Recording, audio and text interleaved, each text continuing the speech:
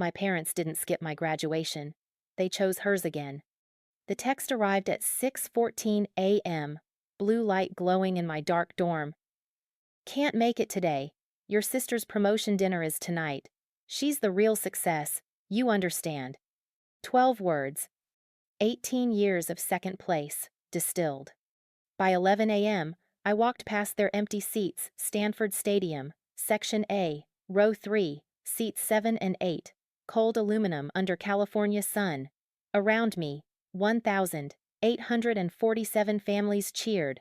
Behind me, 2 vacant chairs casting shadows across my crimson gown.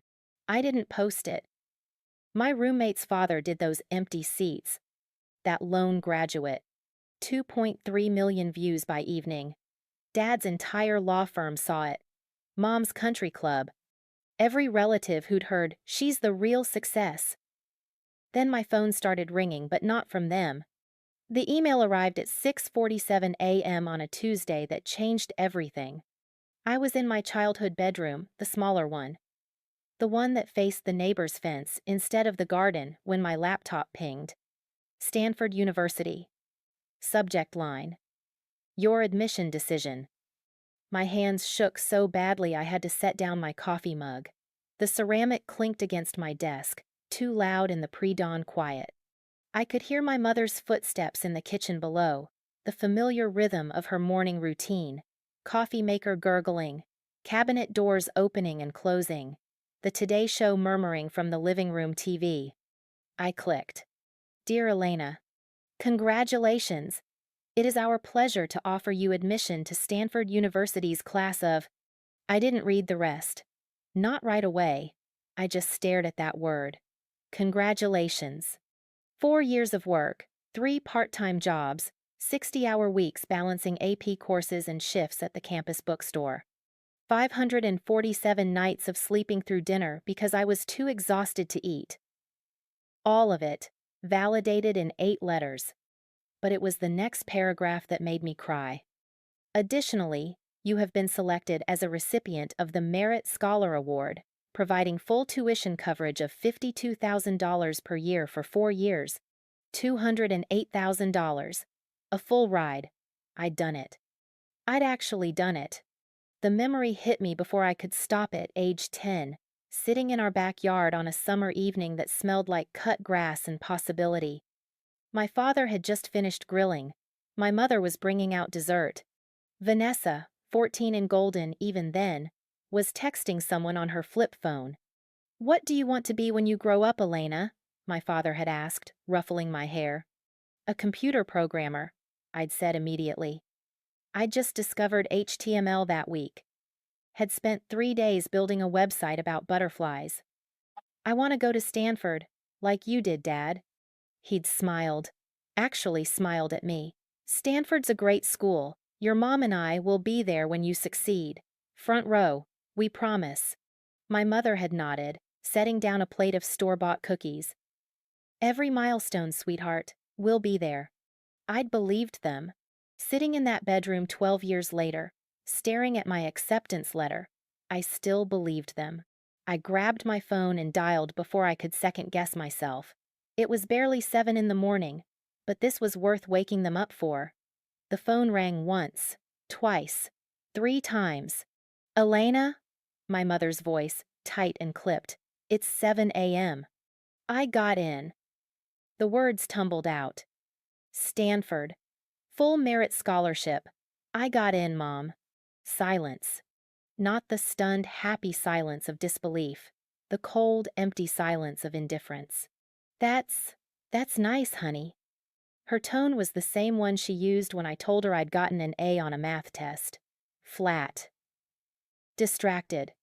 Listen, I'm in the middle of something. Can we talk about this later? My stomach dropped. Yeah, sure. Is Dad there?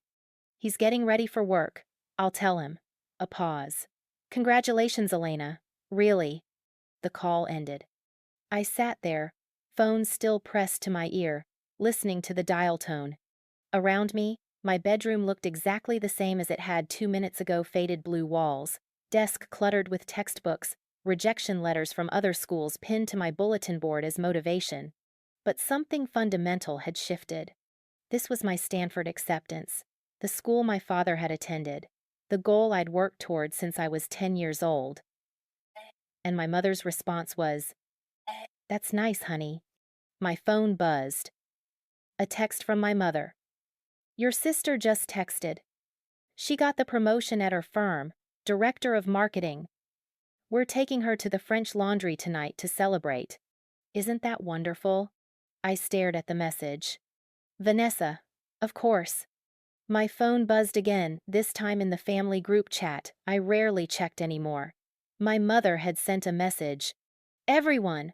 Vanessa just made director of marketing at Hartwell and Associates. Only 28 years old. So proud of our successful daughter. Dinner at the French Laundry tonight at 7 p.m. to celebrate." I scrolled up through the chat history. The last message was from 3 months ago. Elena made Dean's List again.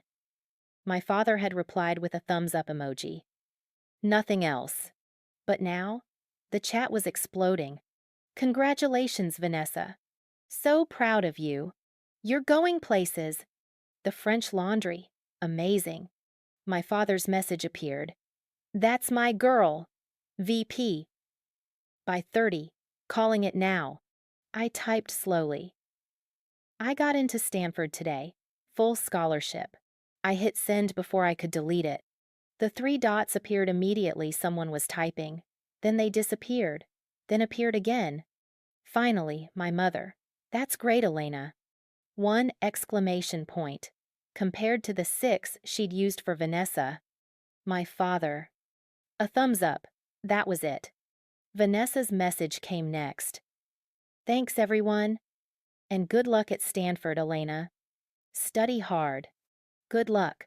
Study hard." As if I'd been accepted to community college instead of one of the top universities in the world. As if I hadn't just earned a $200,000 scholarship through sheer force of will and 70-hour work weeks. I set my phone face down on my desk. The acceptance letter was still open on my laptop, cursor blinking in the blank space where I was supposed to click Accept Offer. I should have been ecstatic. I should have been calling friends, posting on social media, celebrating. Instead, I felt hollow. Through my bedroom floor, I could hear my parents talking in the kitchen. Their voices were muffled, but the tone was clear, excited, animated, happy. The way they used to sound when I was 10 and told them about my butterfly website. I clicked Accept Offer, filled out the enrollment form, set up my Stanford email account. Did all of it in silence, in my small bedroom that faced the fence, while downstairs my parents celebrated a daughter who wasn't me. My phone buzzed one more time. A text from an unknown number later, I'd learn it was a Stanford admissions counselor assigned to scholarship recipients. "Congratulations again, Elena. We're thrilled to welcome you to Stanford. You should be incredibly proud of this achievement. Your hard work has paid off." I read it 3 times. You should be incredibly proud. I was. God, I was. But as I heard my mother's laugh drift up through the floorboards, that full-throated, delighted laugh I hadn't heard in years, I realized something that made my chest physically ache. I was proud of myself in a way my parents had never been, and maybe never would be. I saved the counselor's number in my phone under Stanford Someone Who Cares and got ready for school, leaving my acceptance letter open on my laptop screen. A small, desperate part of me hoped my mother would come in to wake me up, see it, and realize what she'd missed. She didn't come in. She never did anymore. The pattern wasn't new. I'd just gotten better at pretending it didn't exist. My family was objectively successful by every external measure. My father, Richard Hartwell, was a senior partner at Morrison and Hartwell LLP, one of San Francisco's top corporate law firms. My mother, Susan, ran a boutique real estate agency specializing in multi-million-dollar properties in Marin County. We lived in a 4-bedroom house in Court Madera with a view of the bay. From the outside, we looked perfect. From the inside, we were a hierarchy. At the top, Vanessa, 28, effortlessly beautiful, charming in the way that made strangers trust her instantly. She'd graduated from UC Berkeley good, but not great with a degree in communications. Landed a marketing coordinator job at our father's firm through connections. Worked her way up to director through, as she put it, networking and personality. At the bottom, me. 21, invisible. The daughter who existed primarily in context to her older sister. The other one. The smart one. Which somehow sounded like an insult when my mother said it. And in the middle, our parents, performing the delicate dance of pretending they loved us equally while making it abundantly clear they didn't. I'd learned this when I was 8 years old. It was Vanessa's middle school graduation. Our parents threw a party, a real party, catered by some expensive company my mother had found. 100 guests packed into our backyard. There was a chocolate fountain, a DJ, a custom cake with Vanessa's face on it, airbrushed in edible ink. They'd rented a bounce house. For a middle school graduation.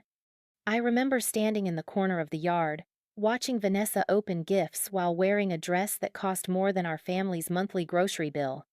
Someone, one of my mother's real estate friends, had given her a Tiffany bracelet. Vanessa shrieked with delight. My mother cried happy tears.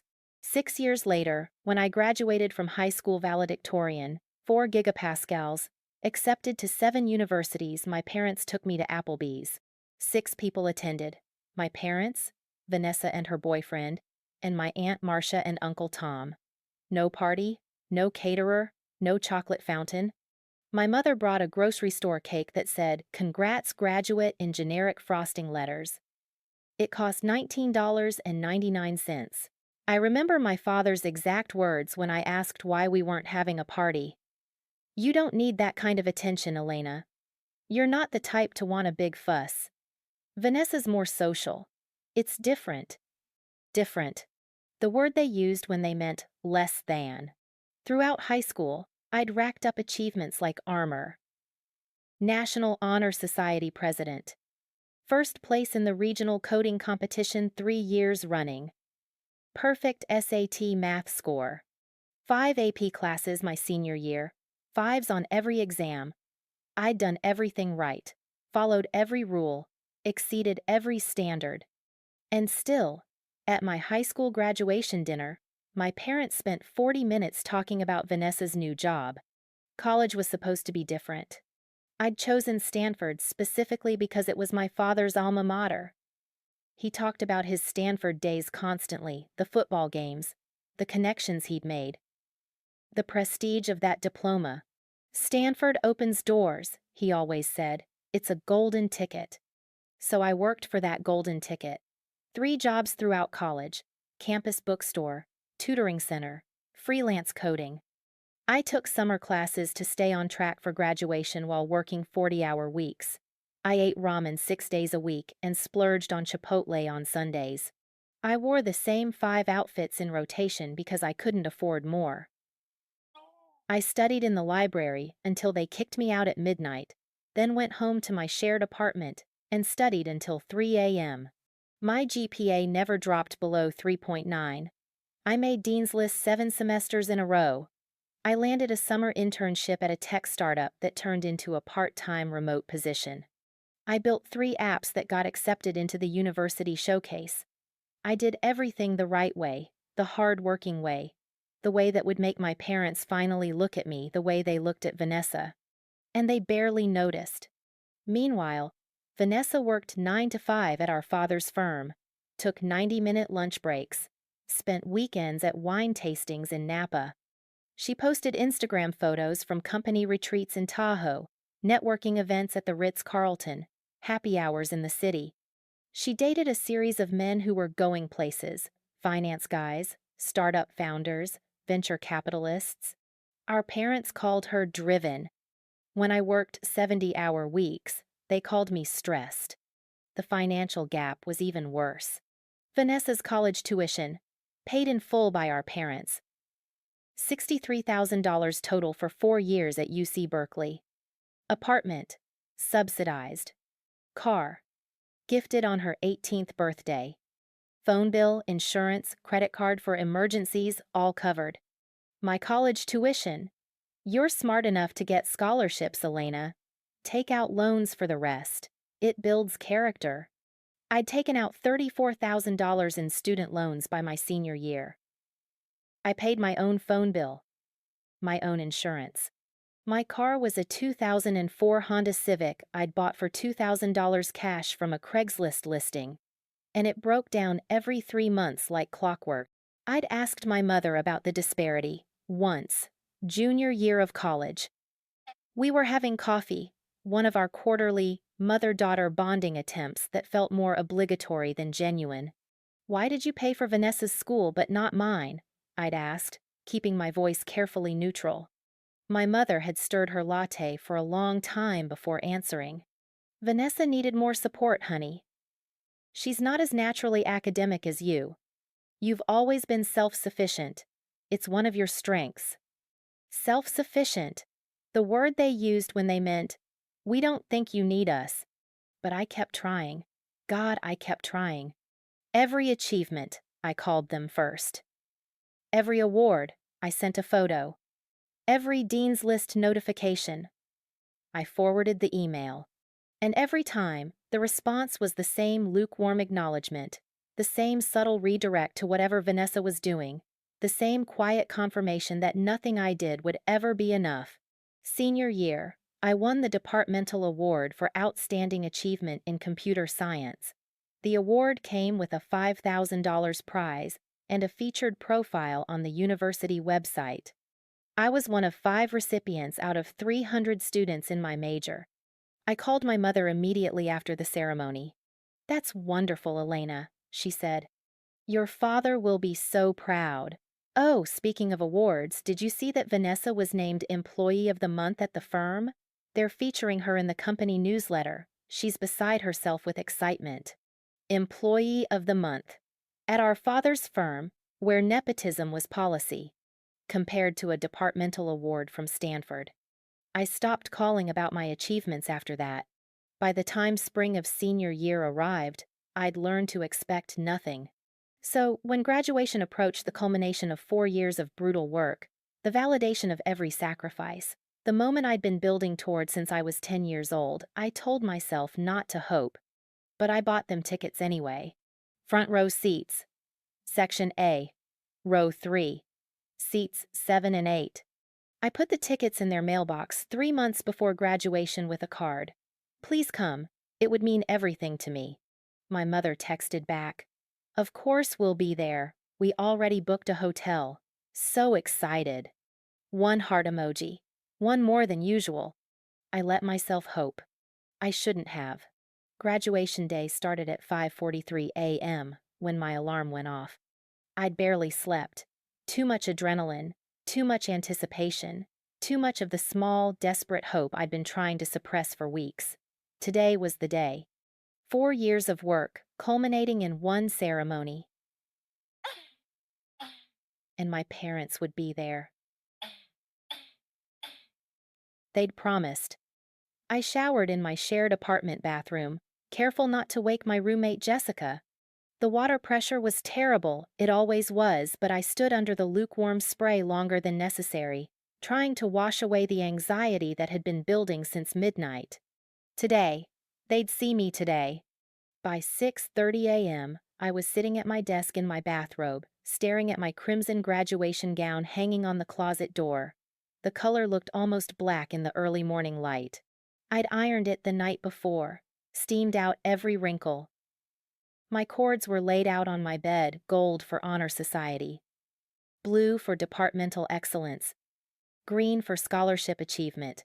3 separate cords I'd earned through 3 separate kinds of hell.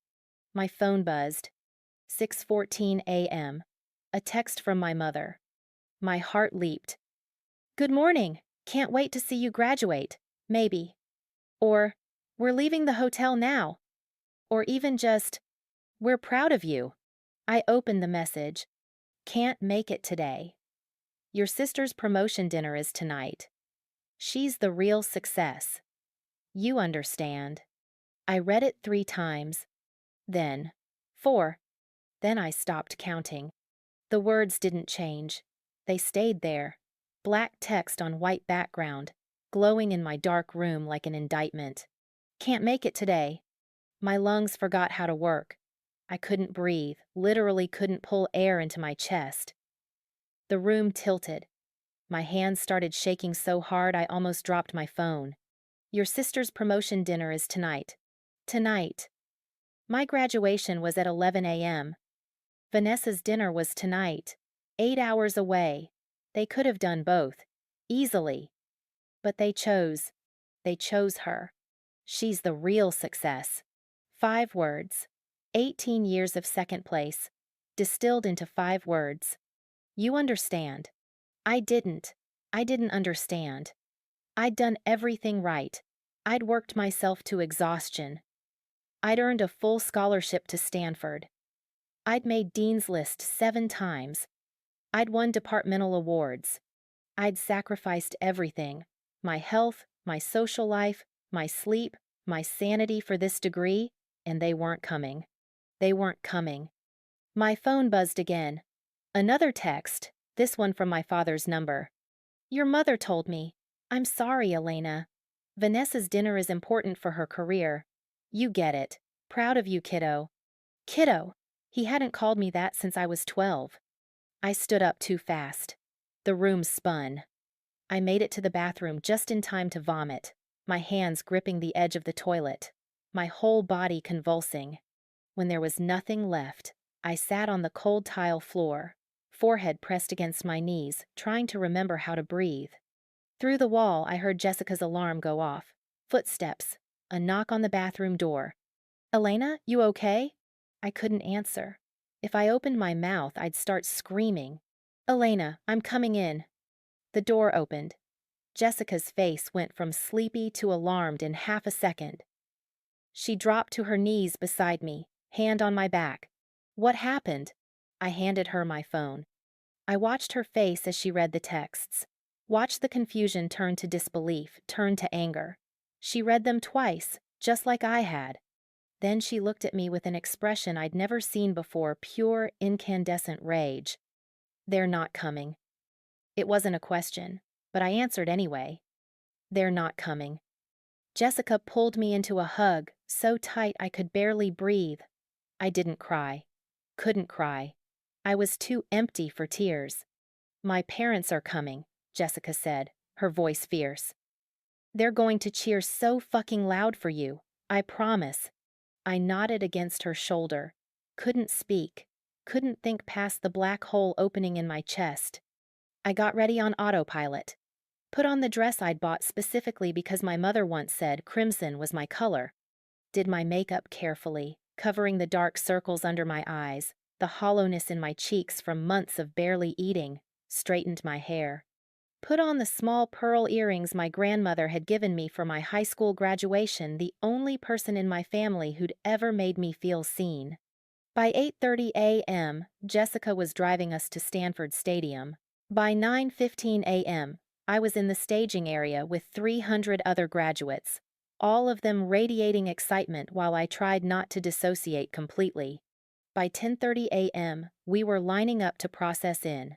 And by 10:57 a.m., I was walking into Stanford Stadium, searching the crowd for faces I knew wouldn't be there. The stadium was massive. 15,000 people packed into the stands. A sea of cameras and smiling faces and proud parents. The sun was brutally bright. California heat beating down on my crimson gown. I was sweating before I'd even reached my seat.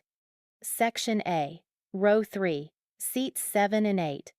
I'd memorized the seat numbers, checked them obsessively on the ticket website to make sure they were good ones.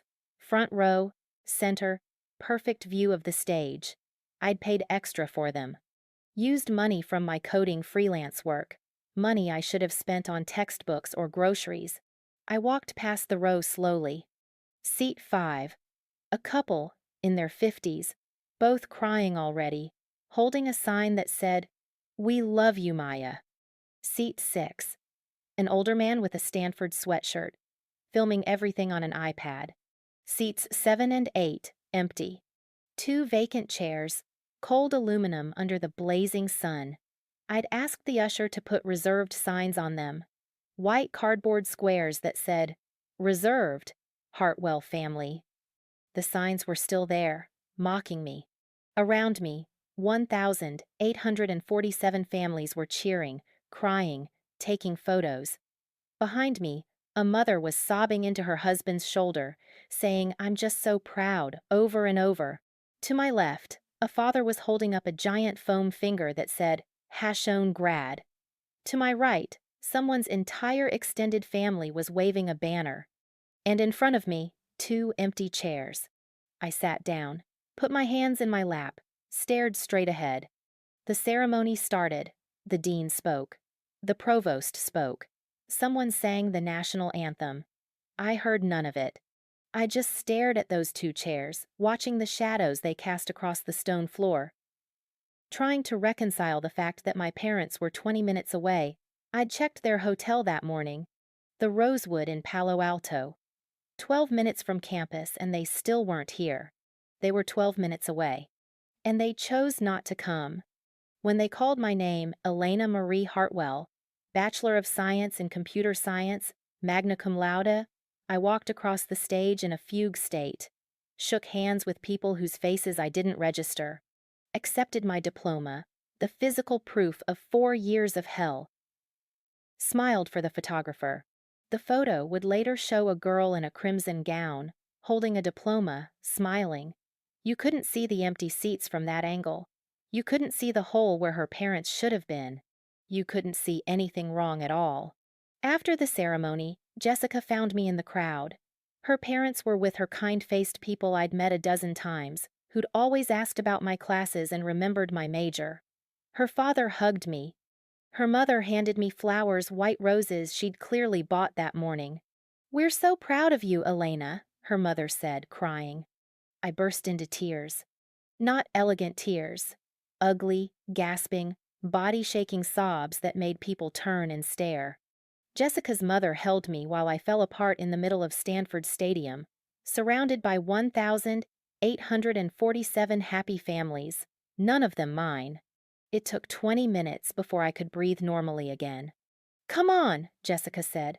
"Let's get you out of here." We walked to the parking lot, past families taking photos, past graduation parties being planned, past a world of people celebrating their children. My heels clicked on the stone pathway. I could feel something sticky on them, looked down and saw frosting from someone's dropped cupcake, crimson and white, Stanford colors. I didn't bother wiping it off. Jessica's car was in Lot C, a 15-minute walk from the stadium. By the time we reached it, my phone had 17 missed calls. 12 from my mother, 5 from Vanessa, not one from my father. I opened the voicemails on speaker. My mother's voice. "Elena, honey, please don't be upset. This dinner is so important for your sister's career. You'll have other graduations, graduate school, PhD maybe. Vanessa only gets promoted once. Please understand. Call me back." Delete. "Elena, you're being very dramatic about this. We'll celebrate with you next week. Stop ignoring my calls." Delete. "Your father is very disappointed in your attitude. We raised you better than this. Call me back now." Delete. I didn't listen to the rest. Jessica drove me home in silence. I stared out the window, watching Palo Alto blur past the place I'd spent 4 years of my life. The place I'd nearly killed myself trying to succeed in. The place I was leaving in 3 weeks. When we pulled up to my apartment, Jessica turned off the engine but didn't move. "What are you going to do?" she asked. I looked at my phone, at the missed calls, at the text from my father, his first communication since that morning. "We'll make it up to you. Promise." Another promise, like the one he'd made when I was 10, sitting in our backyard, eating store-bought cookies. "We'll be there, front row, we promise." I opened my phone, went to my messages, started typing. Then I saw something that made my blood freeze. My father's text, the one that had come at 6:14 a.m. right after my mother's cancellation, had a location tag at the bottom. Tiny gray text I hadn't noticed before. Sent from Palo Alto, CA. I clicked on it. The map opened. A blue pin dropped onto a location 12 minutes from Stanford Stadium, the Rosewood Hotel, where they'd booked a room, where they'd told me they were staying for my graduation. They were there, that morning. When they sent the text saying they couldn't make it, they were 12 minutes away. I screenshot the location, saved it, stared at it. Jessica leaned over to see my screen. Her sharp inhale told me she saw it too. Elena. They were here, I whispered. They were here. My phone buzzed. Another text from my mother. Please stop being childish about this. It's not attractive. I looked at Jessica. She looked at me. What are you going to do? She asked again. I opened my banking app. The app for the credit card my parents had added me to sophomore year. For emergencies, they'd said. I'd never used it, never even checked the balance. I checked it now. The balance was $8,200. The most recent charge, the Rosewood Hotel, Palo Alto. Booked 3 months ago, 2 nights. Charged 4 days ago. They'd checked in. They were 12 minutes away. They'd been planning to attend. And then they chose not to. I scrolled down through the statement, kept scrolling, and scrolling. 18 months of charges, hundreds of thousands of dollars. And every single one was labeled the same way. Vanessa Wedding Fund. I looked up at Jessica. I need to see more, I said. More what? Everything. I didn't sleep that night. How could I? The image was burned into my brain, that tiny blue pin on the map, marking the Rosewood Hotel, 12 minutes from the stadium where I'd walked across the stage alone. Jessica had tried to get me to eat something. Ordered Thai food, my favorite, the kind we got to celebrate good grades or finished projects. It sat untouched on my coffee table, congealing in its containers, while I stared at my laptop screen. The credit card statement was open in one browser tab. My parents' location history pulled from that single tagged text message in another. I kept switching between them, looking for the thing that would make it make sense. There wasn't one. They'd booked the hotel 3 months ago, March 15th, right after I'd sent them the graduation tickets.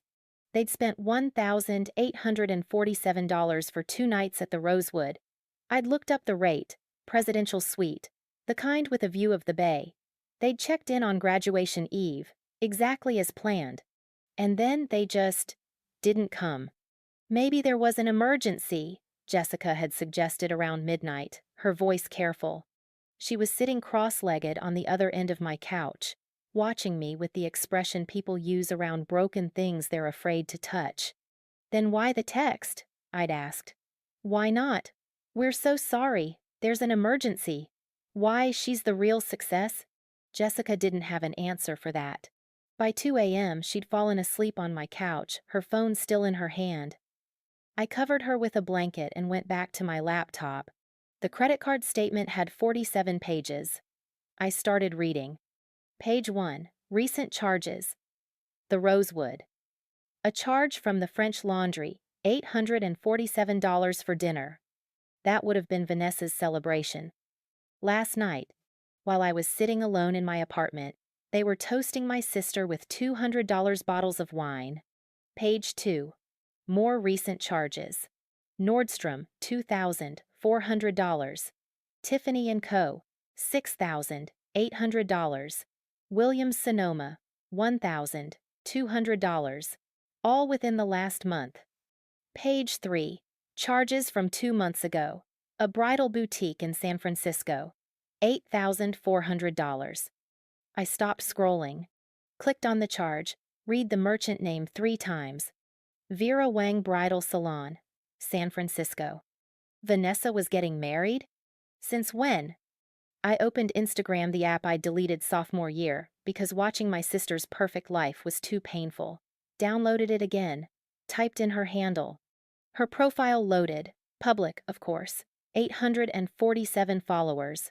Her bio, Director of Marketing, Bay Area native, soon to be Mrs. Crawford. Soon to be Mrs. Crawford. I scrolled down. Post after post of her and Brandon, the finance guy she'd been dating for 2 years. The one my parents called a catch. Photos from Napa, photos from Tahoe. Photos from what looked like an engagement party I'd never been invited to. 3 months ago, a photo of her left hand, diamond ring catching the light. Caption, he asked. I said, yes, planning the wedding of my dreams. 243 comments. Both my parents had commented. My mother, so happy for you both. Can't wait to celebrate. My father, welcome to the family, Brandon. Let's get this wedding planned. I checked the date. March 12th. 3 days before they booked the hotel room for my graduation. 3 days before they committed to coming. I went back to the credit card statement. Kept scrolling. Napa Valley Event Center. H. Venue deposit. $25,000. Bella Flora Catering. Deposit. $18,000. David's Custom Cakes. Deposit. $4,200. SF Symphony String Quartet. Deposit. $6,500. Every charge had a date. I started writing them down, building a timeline. March 15th. Hotel booked for my graduation. March 18th. Venue deposit paid. March 24th. Catering deposit paid. April 2nd. Cake deposit paid. April 10th. String quartet deposit paid. April 15th. Bridal salon. First payment. The charges kept coming, page after page. Florists, photographers, videographers, a wedding planner, $12,000 retainer, party rentals, lighting design, invitations from a company I had to Google because I'd never heard of them, $3,400 for 200 invitations with hand calligraphy addressing. I added it up, then added it again, certain I'd made a mistake. I hadn't. $127,400. $127,400. Charged to a credit card that had my name on it. That showed my social security number in the account details. That I'd been added to as an authorized user sophomore year for emergencies, my mother had said. I'd never used it. Never even activated the physical card they'd mailed me. It was still in the envelope somewhere, probably buried in a drawer, but they'd used it. For 18 months. While I was working 3 jobs. While I was taking out student loans. While I was eating ramen and skipping meals, and wearing the same 5 outfits in rotation because I couldn't afford more. They were spending $127,400 on Vanessa's wedding. My hands were shaking. I stood up, paced my small living room, tried to breathe. The walls felt too close. I could hear my heartbeat in my ears, too loud, too fast. I went back to my laptop, opened my own credit card account, the one that was actually mine, the one I'd opened freshman year to start building credit. I checked it obsessively, paid it off every month, kept the balance below $500. Current balance, $340. Credit limit, $2,000. I'd spent 2 years building my credit score to 720. I was so proud of that number. It meant I was responsible, an adult, someone who could be trusted. I opened my credit monitoring app, the one that tracks your score and sends alerts. And that's when I saw it. An alert from 3 days ago. One I'd missed in the chaos of graduation prep. Credit inquiry alert. New account opened in your name. I clicked. Capital 1. Account opened May 10th. Credit limit, $15,000. May 10th. 6 days before my graduation. I didn't open a new account. I didn't apply for new credit. But someone had. I screenshot everything. The hotel location, the credit card statement, the wedding charges, the unauthorized account alert. Saved them all to a folder on my desktop labeled Evidence. Because that's what this was. Evidence. Of something I didn't have a name for yet. Something that made my skin crawl and my stomach turn, and my hands shake so badly I had to close my laptop before I threw it across the room. Jessica stirred on the couch, her eyes opened, focused on me. What time is it? 4:30. Did you sleep? No. She sat up, rubbing her eyes, saw my face. What did you find?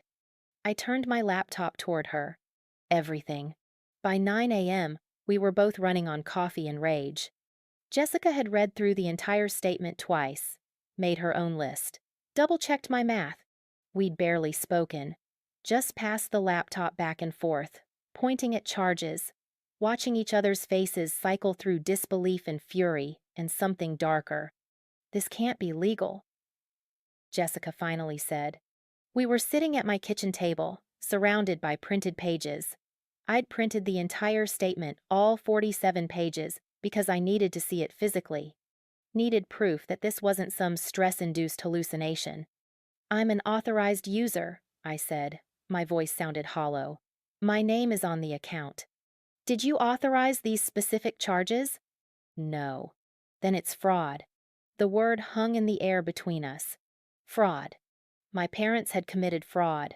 Against me. For Vanessa's wedding. Look at this one. Jessica pointed to a charge from 2 months ago. Rosewood Hotel again. $3,200. April 15th through 17th. I checked Vanessa's Instagram. Found a post from April 16th, a photo of her and my mother having brunch on a sunny patio. Mimosas in hand. Caption. Bridal suite shopping with Mom. They took her on a weekend trip, I said quietly. To shop for her wedding. Jessica's jaw tightened. While you were doing what? I remembered April 15th, the day I'd called my mother, crying, because I'd been denied for an apartment lease. The landlord said my credit wasn't strong enough. I'd needed a co-signer. My mother had said she was too busy to help, had told me to figure it out. She'd been too busy because she was at the Rosewood with Vanessa. I kept reading. Nordstrom, bridesmaid dresses, $2,400. 6 bridesmaids. $400 each. I wasn't one of them. I hadn't even been invited to the engagement party. Tiffany & Co., $6,800. I Googled Tiffany bridesmaid gifts. The first result. Say thank you to your bridal party with these elegant pieces. Starting at $300. They'd spent $6,800 on gifts for Vanessa's bridesmaids. The bridesmaids who weren't me. Williams Sonoma, AET, $1,200. Registry items, probably. China or crystal or some expensive kitchen thing Vanessa would never use because she didn't cook. Vera Wang Bridal Salon, UC $8,000, $400. The dress, the main event, $8,400 for a dress Vanessa would wear once.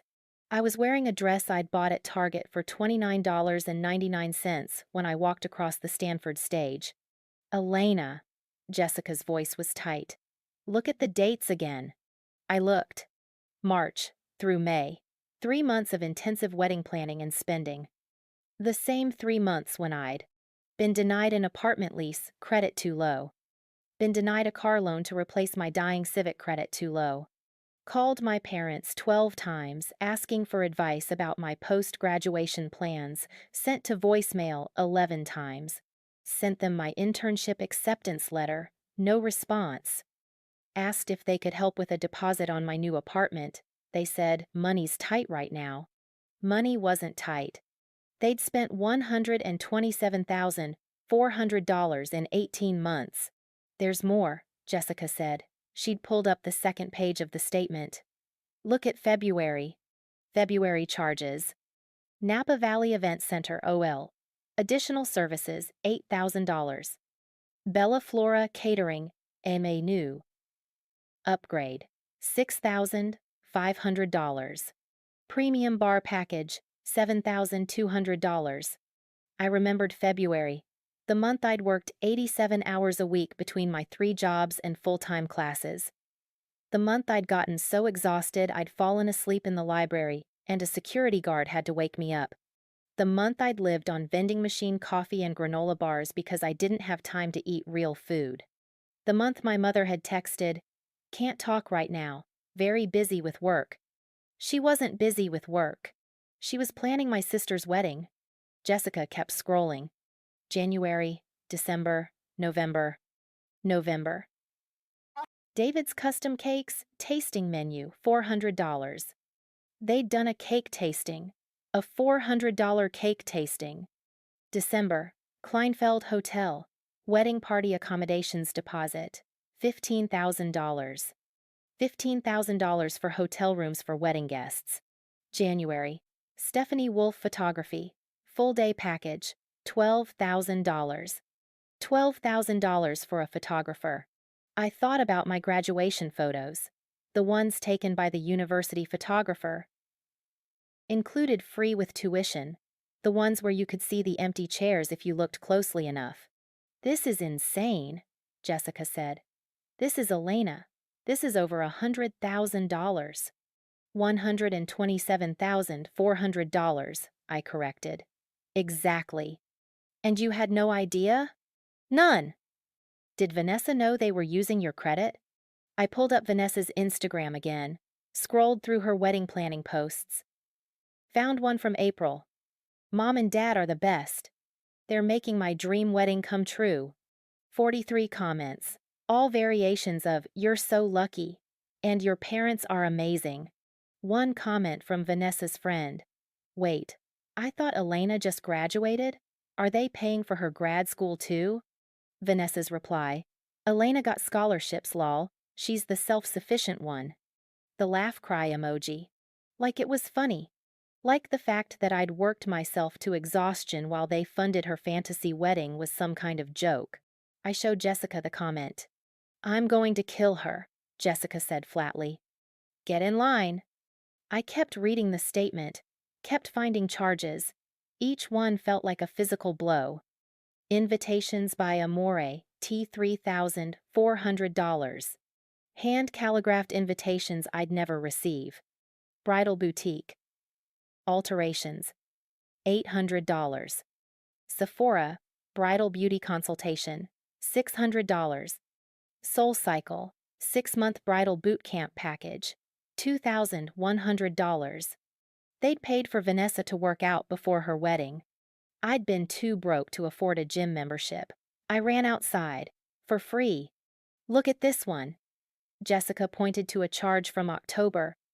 8 months ago. Rosewood Hotel. Wedding planning weekend. $4,200. A wedding planning weekend. While I was midterms week, living on 3 hours of sleep and caffeine, they were at a luxury hotel planning my sister's wedding. I opened my text messages, scrolled back to October, found the conversation. Me. Can you guys help with my textbook costs this semester? They're $800, and I'm maxed out on my loans. My mother. We really can't afford that right now, honey. Money is tight. Can you rent them instead? 4 days later, Rosewood Hotel charge. $4,200. I showed Jessica. She stood up abruptly. I need to walk. I need to. I can't sit here and read this anymore. I'm going to lose it. Yeah. We walked. Left my apartment, wandered the neighborhood in aimless circles. It was graduation weekend everywhere we looked. Families were celebrating.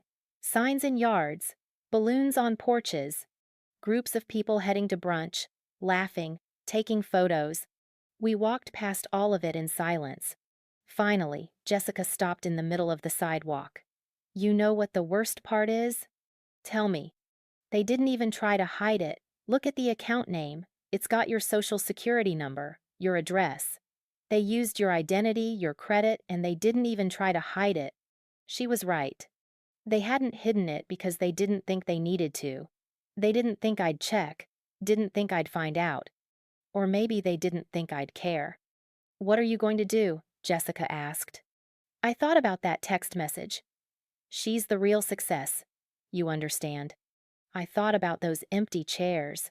I thought about $127,400 spent on a wedding for the daughter they loved, while the daughter they tolerated ate ramen and worked herself to exhaustion. I'm going to make them explain it, I said. Every single charge, every single lie. Every single time they said money was tight while they were spending thousands on Vanessa. And then I'm going to make them pay for it. Back at my apartment, I made a spreadsheet.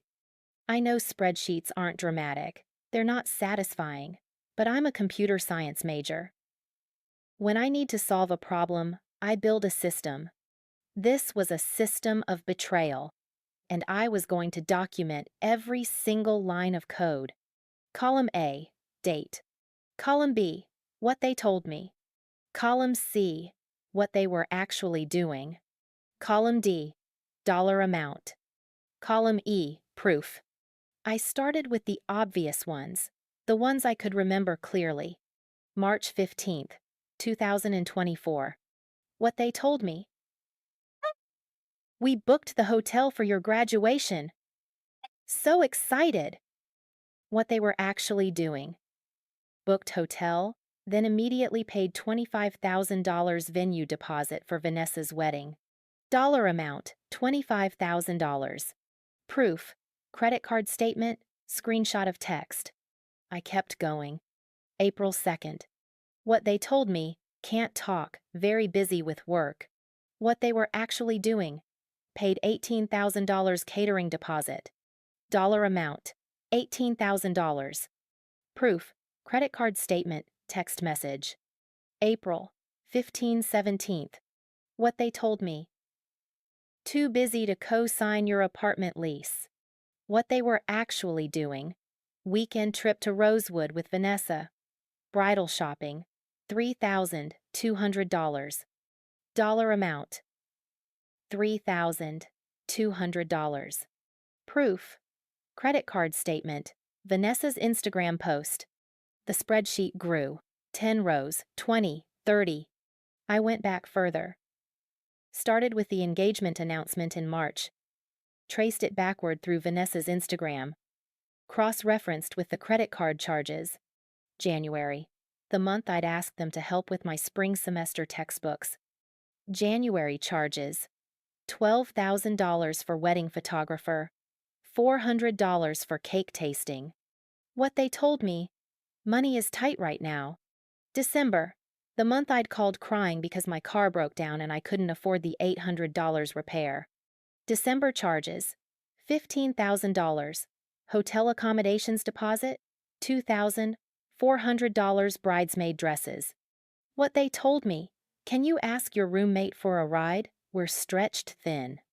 November, the month I'd won the departmental award and called to tell them about the $5,000 prize.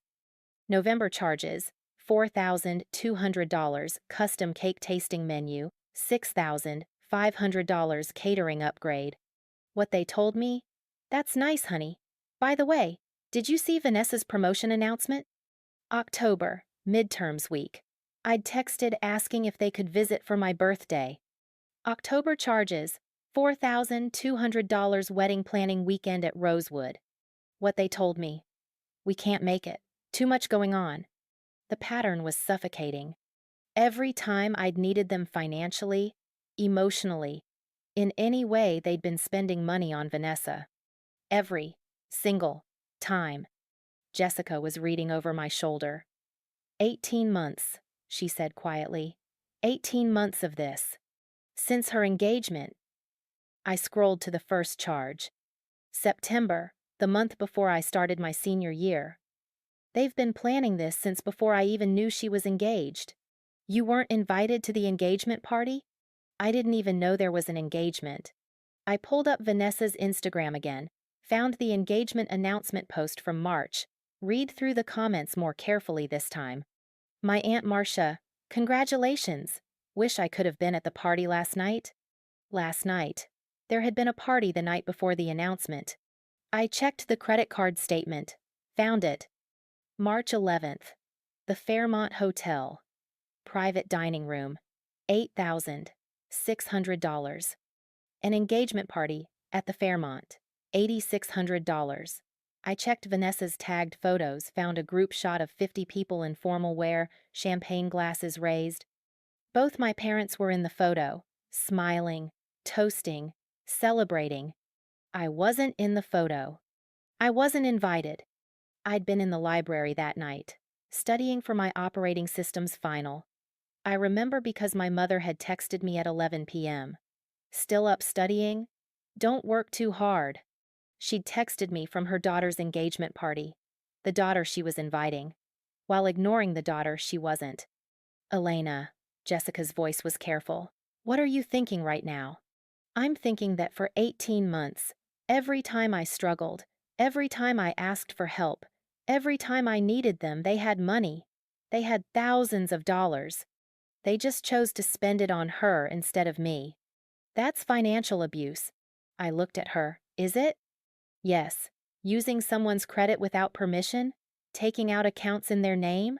That's identity theft. Financial exploitation. I'd never thought of it that way. Parents can't abuse you financially, can they? It's just family stuff. Favoritism. The golden child and the scapegoat. But Jessica was right. They'd used my identity, my credit, my social security number, without asking, without telling me. While I was struggling, I opened a new browser tab. Typed, "Can parents commit identity theft against adult children?" The first result? Yes. Family members account for 30% of identity theft cases. It's often not prosecuted, but it's still a crime. Crime. My parents had committed crimes against me. For 18 months. For Vanessa's wedding. I kept reading articles. Found a law firm website that listed the consequences: civil penalties, criminal charges, restitution, credit repair costs. Found a victim support site that said, many adult children don't realize what's happened until they try to buy a car or home and discover their credit is destroyed. I'd tried to buy a car, been denied. I'd tried to rent an apartment, been denied. And I'd blamed myself. Thought I'd done something wrong. Thought I needed to work harder, save more, be better. But it wasn't me. It was them. They destroyed my credit while I was graduating from Stanford. I made a new spreadsheet tab, Credit Impact. Listed every time I'd been denied credit or housing. Cross-referenced with the credit card charges that had caused my credit score to drop. My credit score in September, when I started senior year, 720. My credit score now, graduation week, 580. 140 points. They'd cost me 140 points. I Googled, how much does credit score affect loan rates? Found a calculator. Ran the numbers. If I bought a car with a 720 credit score, 3.5% interest on a $20,000 loan. Total interest paid, $1,800. If I bought a car with a 580 credit score, 12% interest on a $20,000 loan. Total interest paid, $7,200. They'd cost me $5,400 in future interest on just one car loan. I calculated apartment deposits, future mortgage rates, insurance premiums that are higher with bad credit. Over the next 10 years, their spending would cost me approximately $43,000 in higher rates, bigger deposits, and lost opportunities. $43,000. On top of the $127,400 they'd already spent. Jessica, I said. My voice sounded distant, like it was coming from underwater. This isn't just about the wedding. I know. This is going to affect my entire life. Every loan, every apartment, every background check, for years. I know. They destroyed my financial future. For a wedding. Jessica didn't respond. What could she say? I stared at my spreadsheets. 2 tabs, 112 rows of data, 18 months of betrayal, quantified. My phone buzzed. A text from my mother. Elena, you're being very immature about this. We'll celebrate your graduation next week. Stop sulking. I screenshot it. Added it to the spreadsheet. May 16th, day after graduation. What they told me. Stop sulking. What they were actually doing. Dollar amount, TBD. Proof. Screenshot saved. I looked at Jessica. I need to see all of it. The full picture. Every charge. Every account. How do you get that? I'm an authorized user. I can request full account history. Statements going back to when the account was opened. Do it. I logged into the credit card portal, navigated to account documents, selected request full history. The website processed for 30 seconds. Then, your request has been submitted. You will receive documents within 5 to 7 business days at the email address on file. My email address, because I was an authorized user, because my name was on this account, because they'd added me, thinking I'd never check. What are you going to do while you wait? Jessica asked. I opened a new browser tab, typed, family law attorneys near me. I'm going to find a lawyer. Jessica nodded slowly. You're really doing this. They spent 18 months using my credit to fund Vanessa's wedding while I ate ramen and worked 3 jobs. They skipped my Stanford graduation while staying 12 minutes away. They told me she's the real success. I looked at the spreadsheet, at the proof, at the pattern I could no longer unsee. Yeah, I said. I'm really doing this. The conversation happened at 11:47 p.m., 3 days after graduation. We were in Jessica's apartment because I couldn't be in mine anymore. Every surface in my place was covered with printed credit card statements, spreadsheets, screenshots. It looked like a detective's office in a crime show, which, I guess, it was. Jessica had opened a bottle of wine, poured 2 glasses. Neither of us had touched them. You need to tell someone, she said. It wasn't the first time she'd said it. She'd been saying variations of it for 3 days, watching me spiral deeper into the evidence, barely sleeping, barely eating. I'm telling you. Someone who can actually help, a therapist, a lawyer, your Aunt Marcia. I shook my head. Aunt Marcia she'll try to mediate. She always does. They're family, Elena. Family works things out. Then not her, but you can't carry this alone. I stared at the wine. Dark red, almost black in the dim kitchen light. What if I'm overreacting? What if this is just what families do? Favoritism, golden child. Scapegoat. It's textbook narcissistic family dynamics. Elena? Jessica's voice went hard. Stop intellectualizing this. I'm not. Yes, you are. You're treating this like a case study instead of something that happened to you. This isn't an academic paper. This is financial abuse. There was that word again. Abuse. My dad's a lawyer, Jessica continued. He's told me about cases like this. Adult children who discover their parents opened credit cards in their names, destroyed their credit, stole their identities. It's more common than you think, and it's always the good families, the ones who look perfect from outside. I picked up my wine glass. Set it down without drinking. What happened to those adult children? The ones who reported it? Some got their money back, got their credit fixed, most cut contact with their families. And the ones who didn't report it? Jessica was quiet for a long moment. They struggled. Couldn't buy houses. Couldn't get good jobs because of bad credit. Some of them filed bankruptcy before they were 30. All because they were trying to protect family members who didn't protect them. The words hit like physical blows.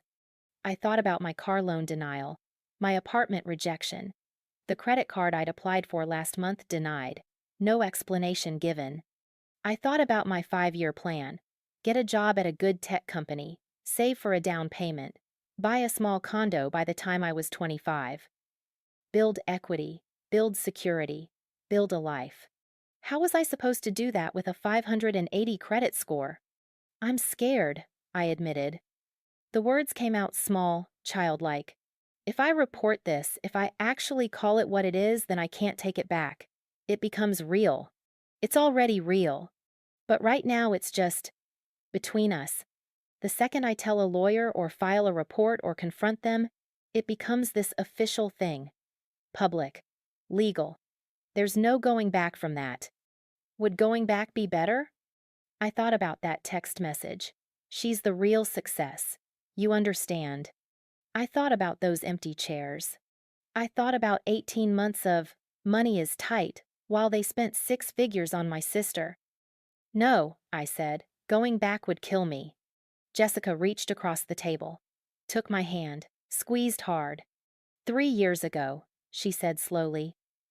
My mom found out my dad was having an affair. She had proof texts, hotel receipts, the whole thing. And you know what she did? I shook my head. Nothing. For 6 months. She carried it around, hoping it would resolve itself, hoping she was wrong, hoping she wouldn't have to blow up our family, and it almost destroyed her. She lost 15 pounds, couldn't sleep, developed an ulcer. What changed? I came home for winter break and found her crying in the bathroom at 3 a.m.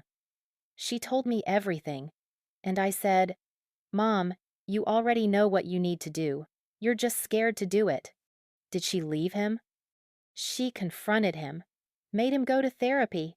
They're still together, actually stronger than before. But the point is, she couldn't heal until she stopped carrying it alone, until she made it real. I understood what Jessica was saying. But understanding something and doing it are different things. Who do I tell? I asked. Someone who won't tell you to forgive them. Someone who'll validate what happened and help you fix it. I thought about my limited options. Most of my family would side with my parents, they always did.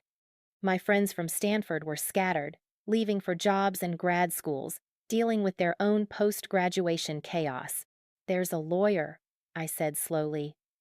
Professor Chen, she teaches a seminar on family law. She's mentioned attorney-client privilege in class. Confidentiality. Do you trust her? I thought about Professor Chen. Stern, brilliant, the kind of person who asked the questions no one else wanted to ask. Last semester, during a discussion on financial elder abuse, she'd said something I remembered.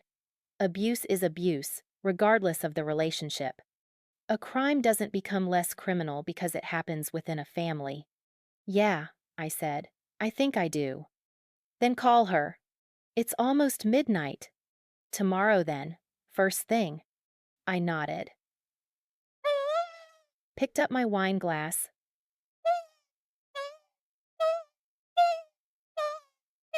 This time I drank. It tasted like a decision. Jessica raised her glass. To making it real. To making it real, I echoed. We drank in the kind of silence that feels like solidarity. Outside, someone was playing music bass thumping through the walls, celebrating something. Graduation, probably. Or a birthday. Or just being young and alive and free. I wondered when I'd feel free again. Thank you, I said, for not telling me I'm being dramatic. Elena, you're the least dramatic person I know. If anything, you're being too calm about this. I don't feel calm. I know. But you're sitting here making spreadsheets and requesting account histories instead of showing up at their house and burning it down. That's pretty restrained, considering. I laughed. It sounded wrong, too sharp, too bitter. The night's still young. Don't. You'll need them alive for the lawsuit. We both laughed at that. Dark humor, the kind you use when regular humor won't reach the depth of the situation. My phone buzzed. A text from my mother. Elena, this silent treatment is getting ridiculous. Call me. I showed Jessica. Don't respond, she said immediately. I'm not going to. Good. Let them sit in it. Let them wonder what you're thinking. I screenshot the text, added it to my evidence folder. Labeled it. Day 3. Mother attempting contact. Because that's what this was now. Evidence. Documentation. A case being built, one screenshot at a time. I'm proud of you, Jessica said.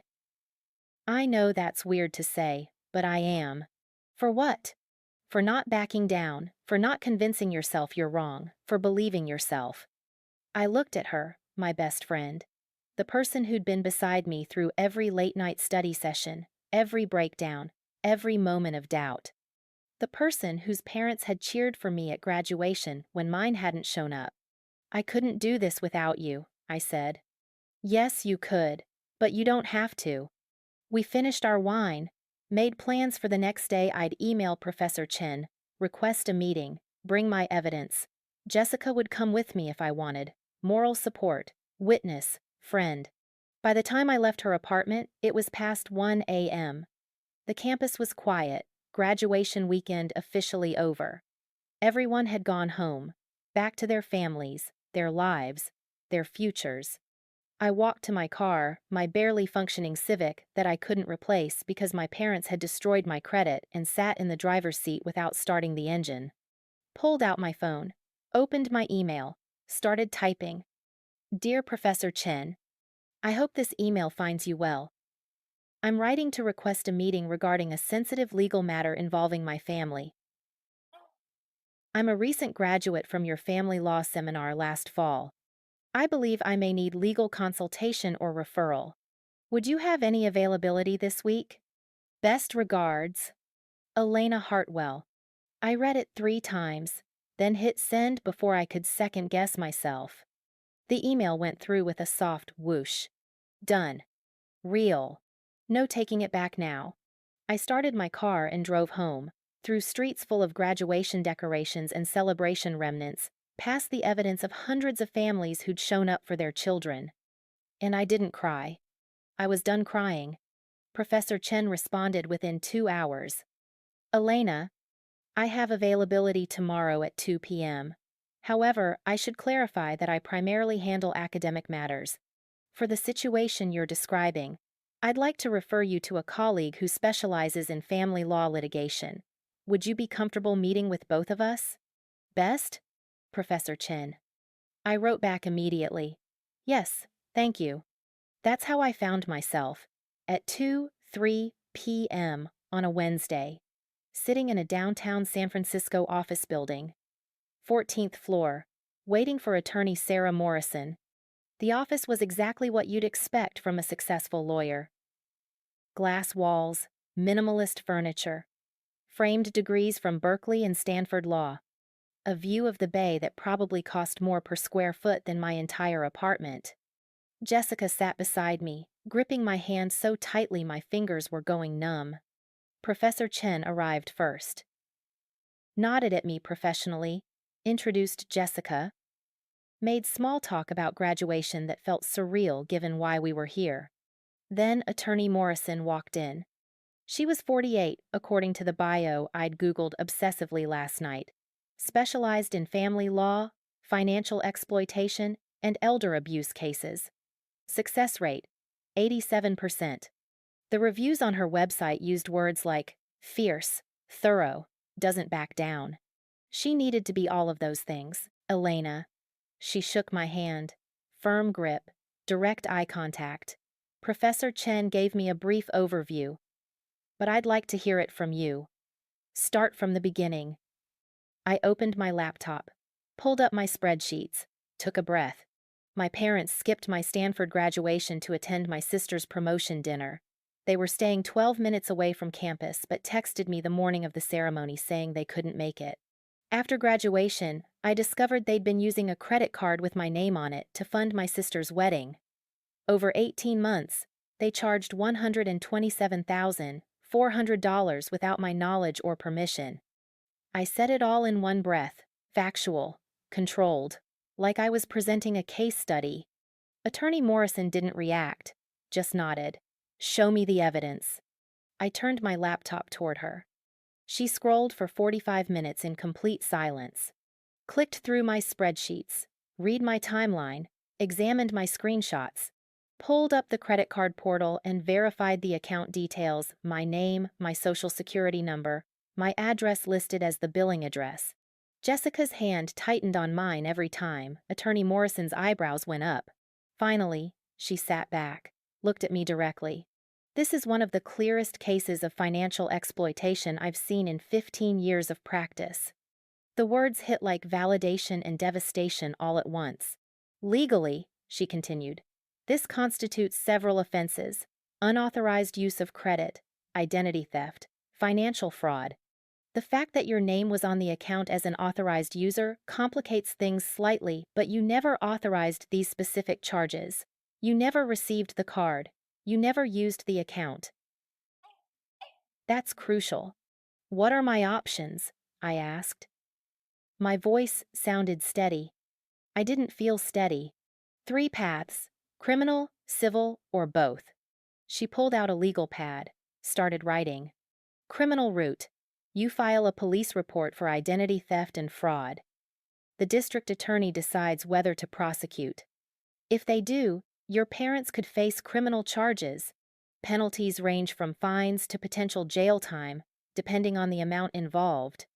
In this case, with $127,400, we're talking felony-level charges. Jail time. My parents. In jail. My stomach turned. Attorney Morrison must have seen my face because she said, gently, "That's if the DA prosecutes, which isn't guaranteed. Most family fraud cases are resolved civilly." What's the civil route?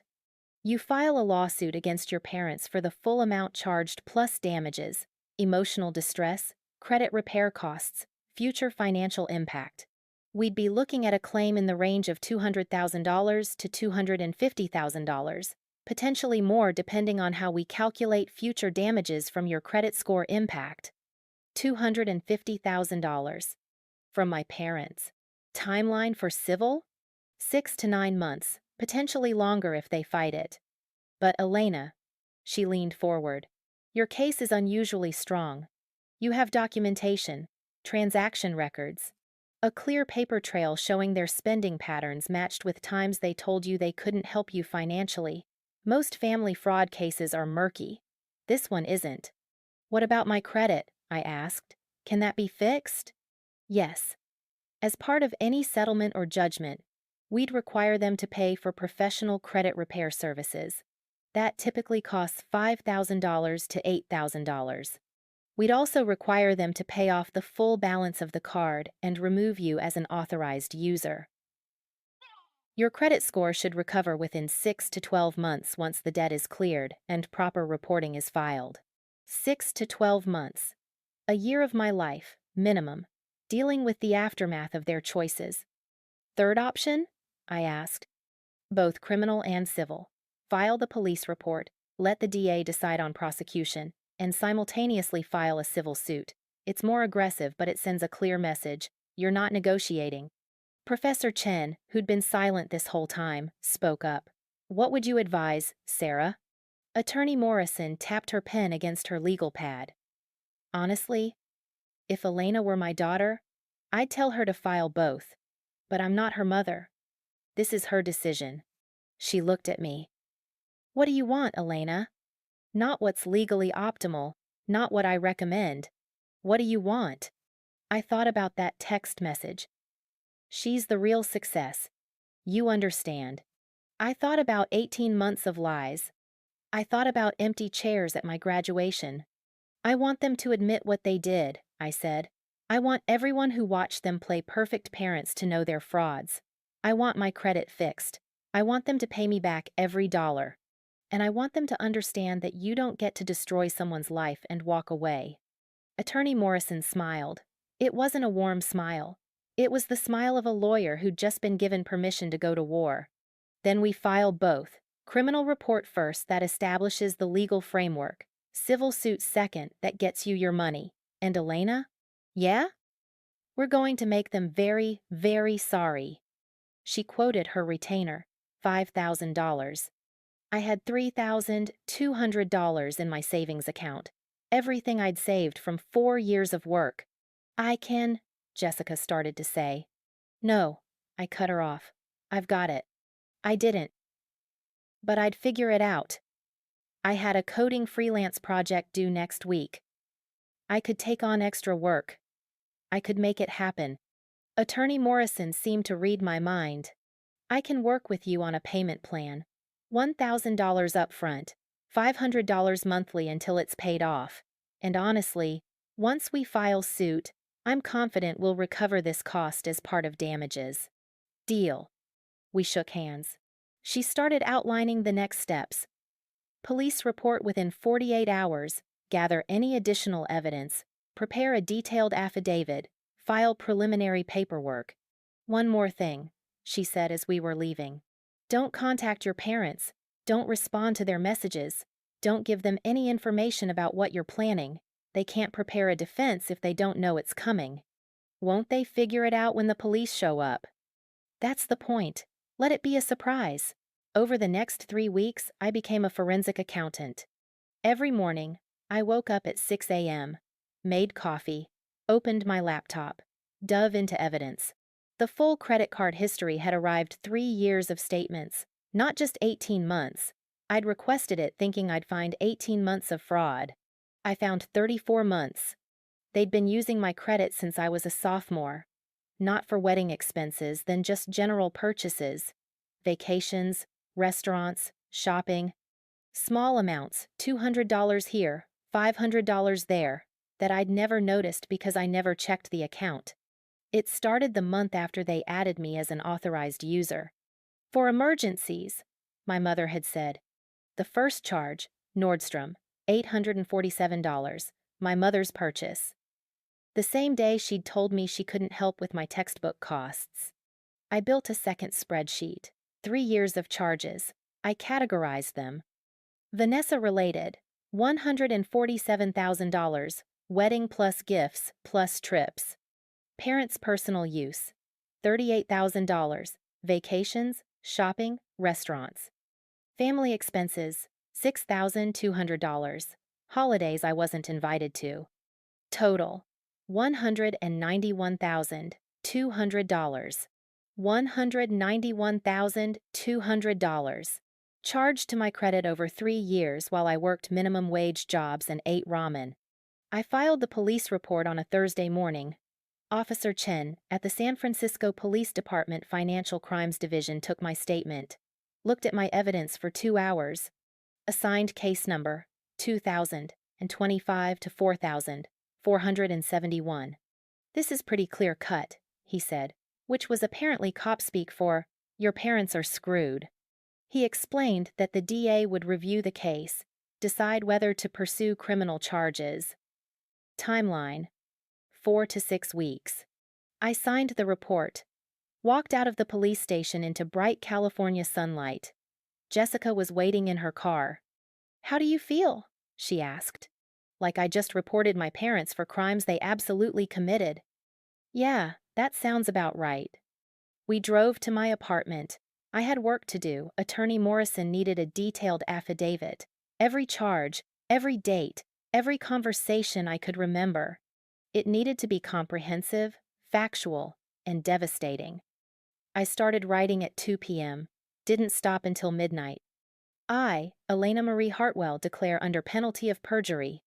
In September of my sophomore year at Stanford University, my parents, Richard and Susan Hartwell, added me as an authorized user to a Capital One credit card ending in 4,738. They stated this was for emergencies only, and that the card would remain in their possession. I never received the physical card. I never used the account. I never authorized any charges. Over the following 34 months, my parents charged approximately $191,200 to this account, without my knowledge or permission. I detailed everything, every charge, every time they'd told me money is tight while spending thousands, every denied loan, every rejected apartment application, every time my 580 credit score had cost me opportunities. By the time I finished, the document was 47 pages long. I sent it to Attorney Morrison at 12:47 a.m. with the subject line, "Full affidavit ready to file." She responded at 1:03 a.m. "This is excellent work. I'll have the civil complaint drafted by end of week. One question. Do you want to give them a chance to settle before we file?" I stared at that question for 10 minutes.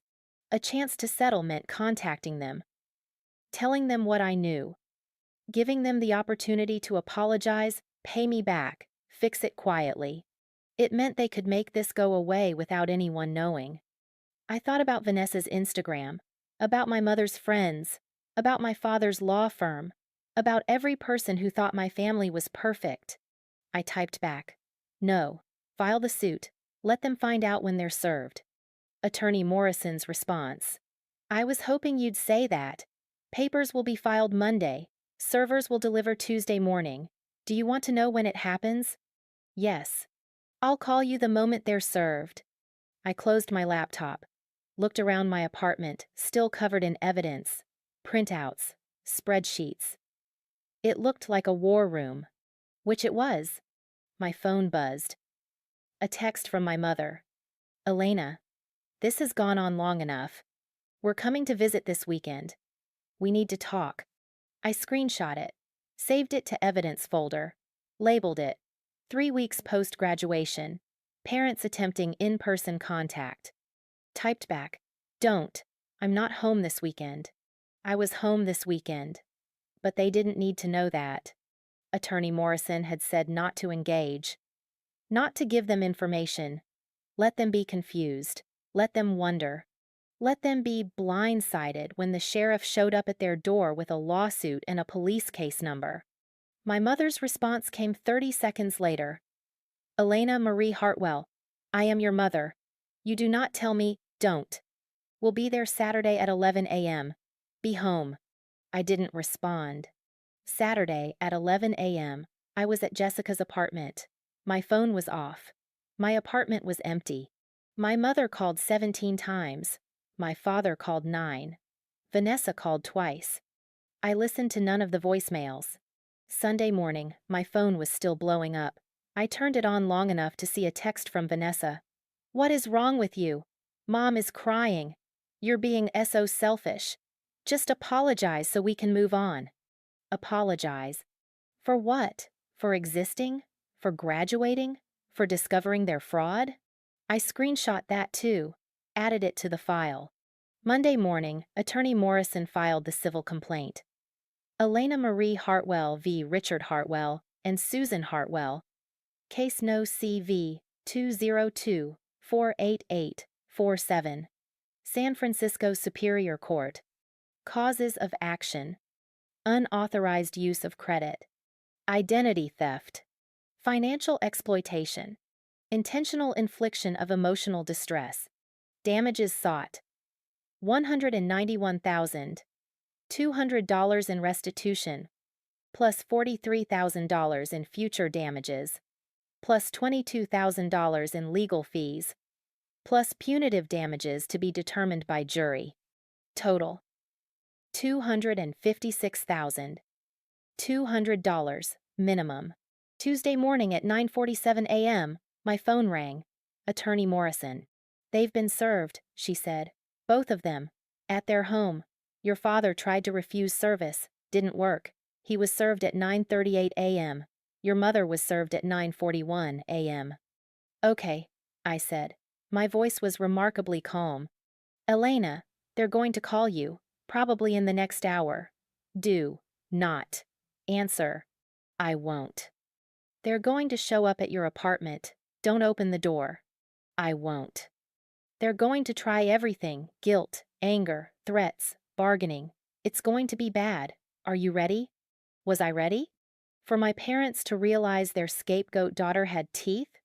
For the moment they understood I wasn't going to quietly accept their abuse? For the collapse of their perfect family facade? Yeah, I said.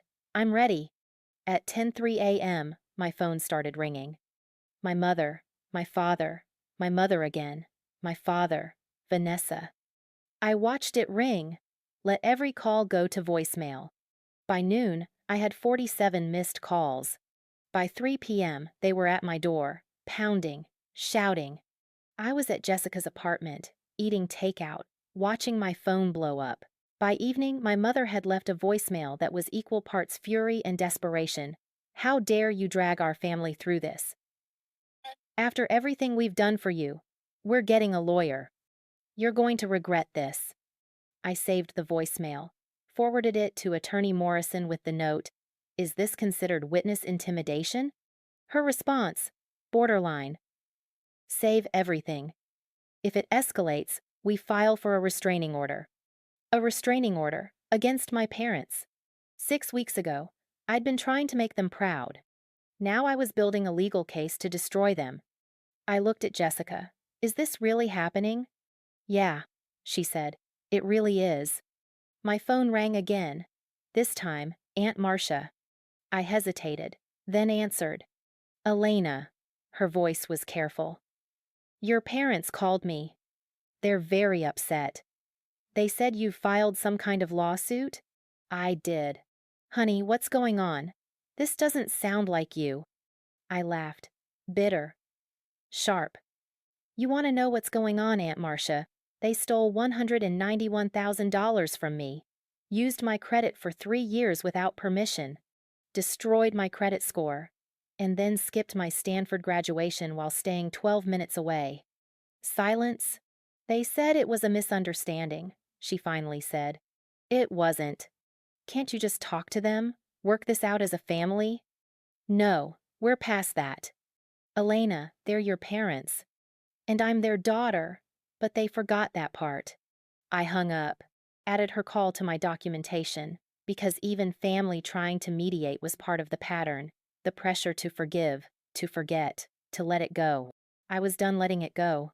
The invitation arrived 6 weeks after I'd filed the lawsuit.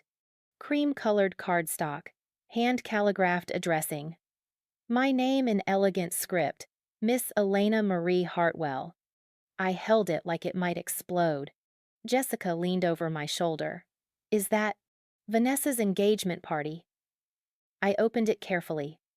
Gold-embossed lettering. You are cordially invited to celebrate the engagement of Vanessa Rose Hartwell and Brandon Michael Crawford. August 12th, 3 p.m., Oakmont Country Club. Below in my mother's handwriting. Please come. We need to talk. As a family. Mom. I showed it to Attorney Morrison during our weekly call. They're trying to force a meeting, she said. Public venue. Family pressure. Classic manipulation tactic. Should I go? Legally, you're under no obligation. Personally? She paused. That's your decision. I stared at the invitation. Thought about Vanessa. About my parents. About 218 guests who'd watch them play happy family while I sat silent, knowing what they'd done. If I go, I said slowly, can I bring the evidence? Attorney Morrison was quiet for 3 seconds. Elena, what are you thinking? I'm thinking they've spent 18 months planning the perfect wedding with my money. I'm thinking they invited 218 people to watch them celebrate. I'm thinking. I took a breath. I'm thinking it's time everyone knew the truth. You want to expose them, publicly, at your sister's engagement party. Yes, that's nuclear. Good. Another pause, longer this time. Then, if you're serious, we need to be strategic. What you say, how you say it, what evidence you show it, all matters. You get one shot at this. I know. And Elena? Once you do this, there's no reconciliation, no going back. This ends your relationship with your parents, possibly your sister, maybe other family members. You need to be absolutely certain. I thought about those empty chairs at graduation. About $191,200 stolen. About she's the real success. I'm certain. We spent the next 3 weeks planning. Attorney Morrison prepared a folder. Key credit card statements, highlighted charges, my credit score documentation, the police case number. Everything organized, tabbed, undeniable. Don't lead with emotion, she advised. Lead with facts, numbers, dates. Let the evidence speak. Jessica helped me rehearse.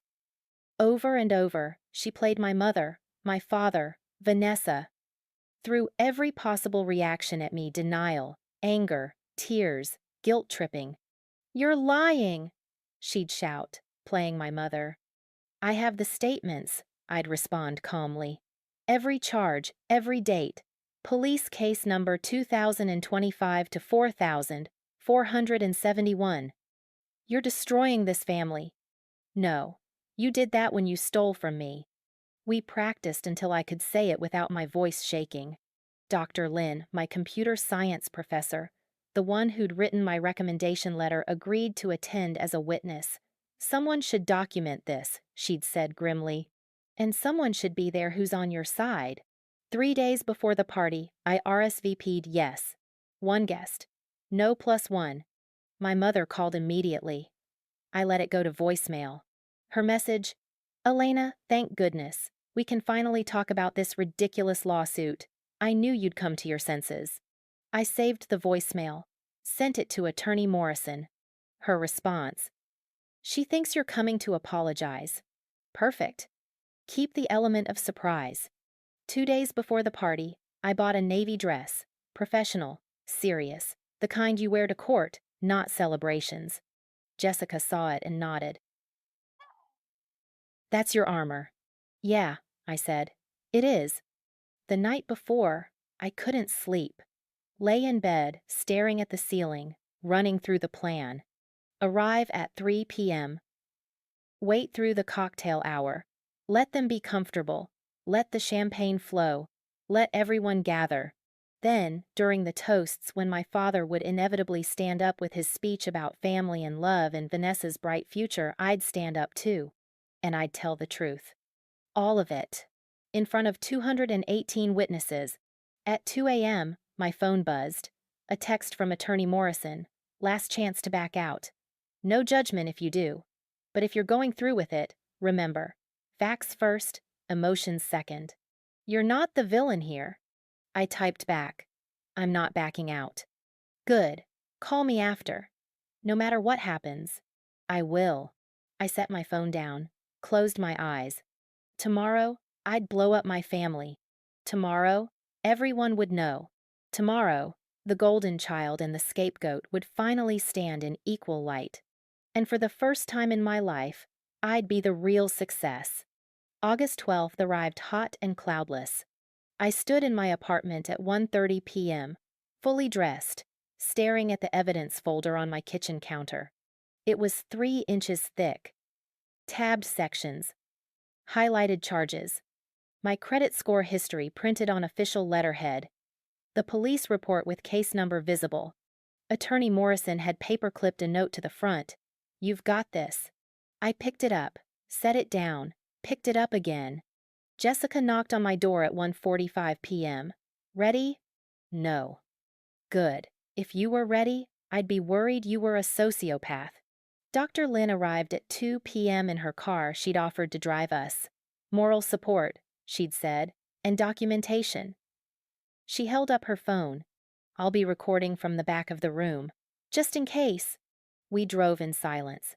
40 minutes through Bay Area traffic to Oakmont Country Club. The kind of place that required membership applications and had a years-long waiting list. The kind of place my parents loved because it screamed wealth and status. We pulled into the parking lot at 2:47 p.m., 13 minutes early.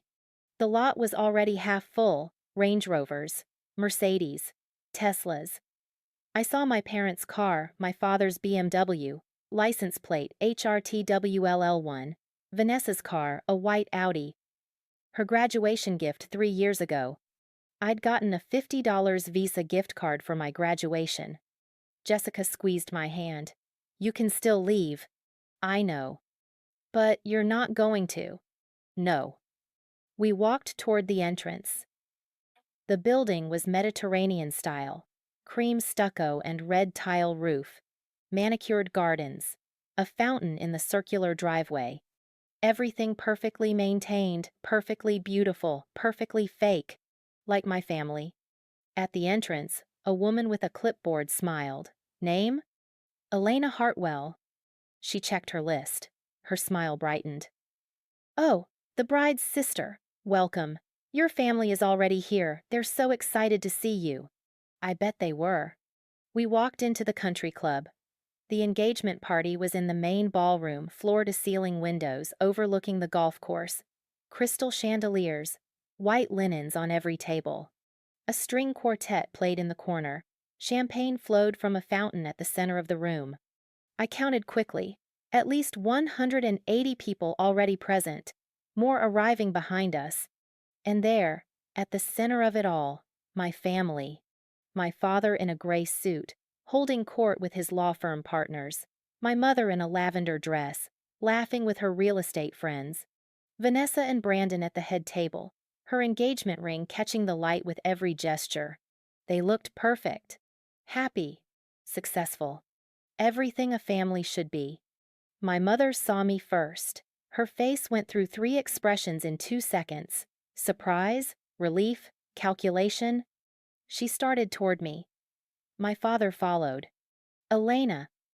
My mother's voice was loud enough for nearby guests to hear. You came. I'm so glad. We need to talk. Later, I said. Let's not ruin Vanessa's party. My mother's eyes narrowed. But she smiled. Of course. Later. We'll sit down as a family and work this all out. Absolutely, my father added. He looked older than I remembered. Grayer. Tired. This lawsuit nonsense, we can clear it up. It's all a misunderstanding.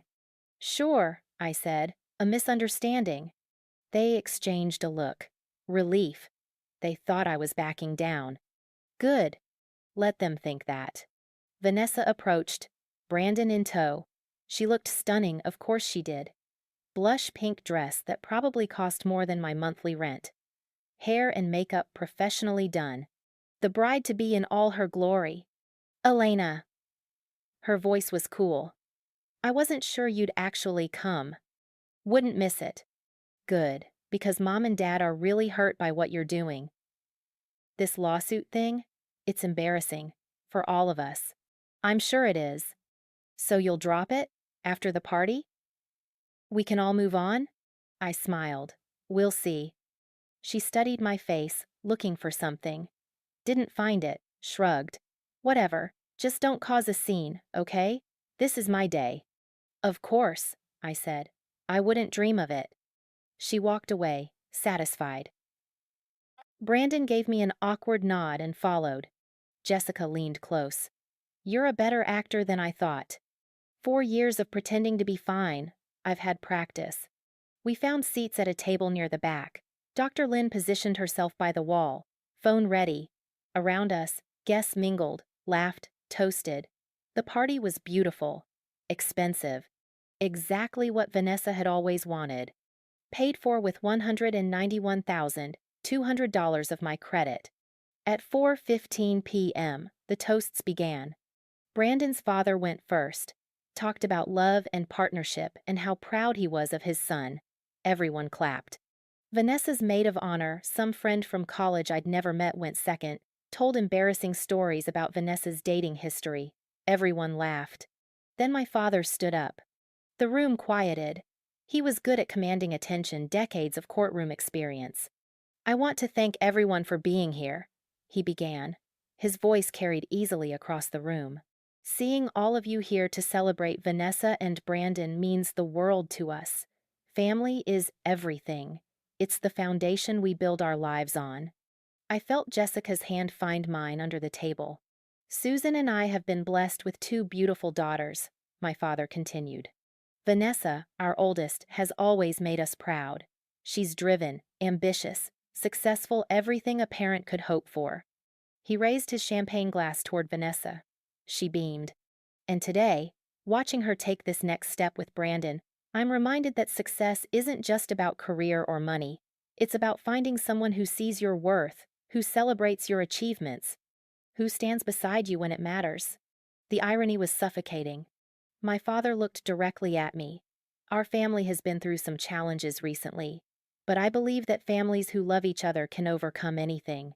Because at the end of the day, we're bound by something stronger than disagreements. We're bound by blood. Several guests turned to look at me. Sympathetic smiles. They thought this was an olive branch.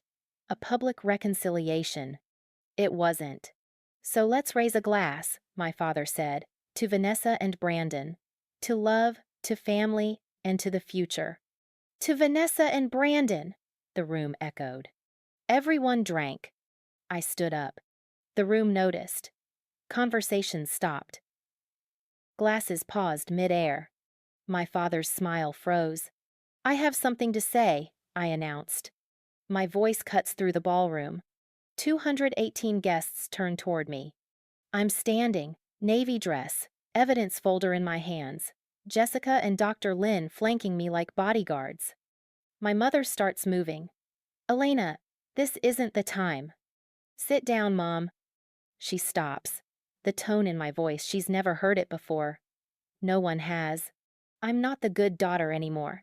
I look at Vanessa, at her perfect dress and her perfect makeup and her perfect party. I want to talk about family too, I say, and success, and what it really costs. My father's face drains of color. He knows. Suddenly, he knows.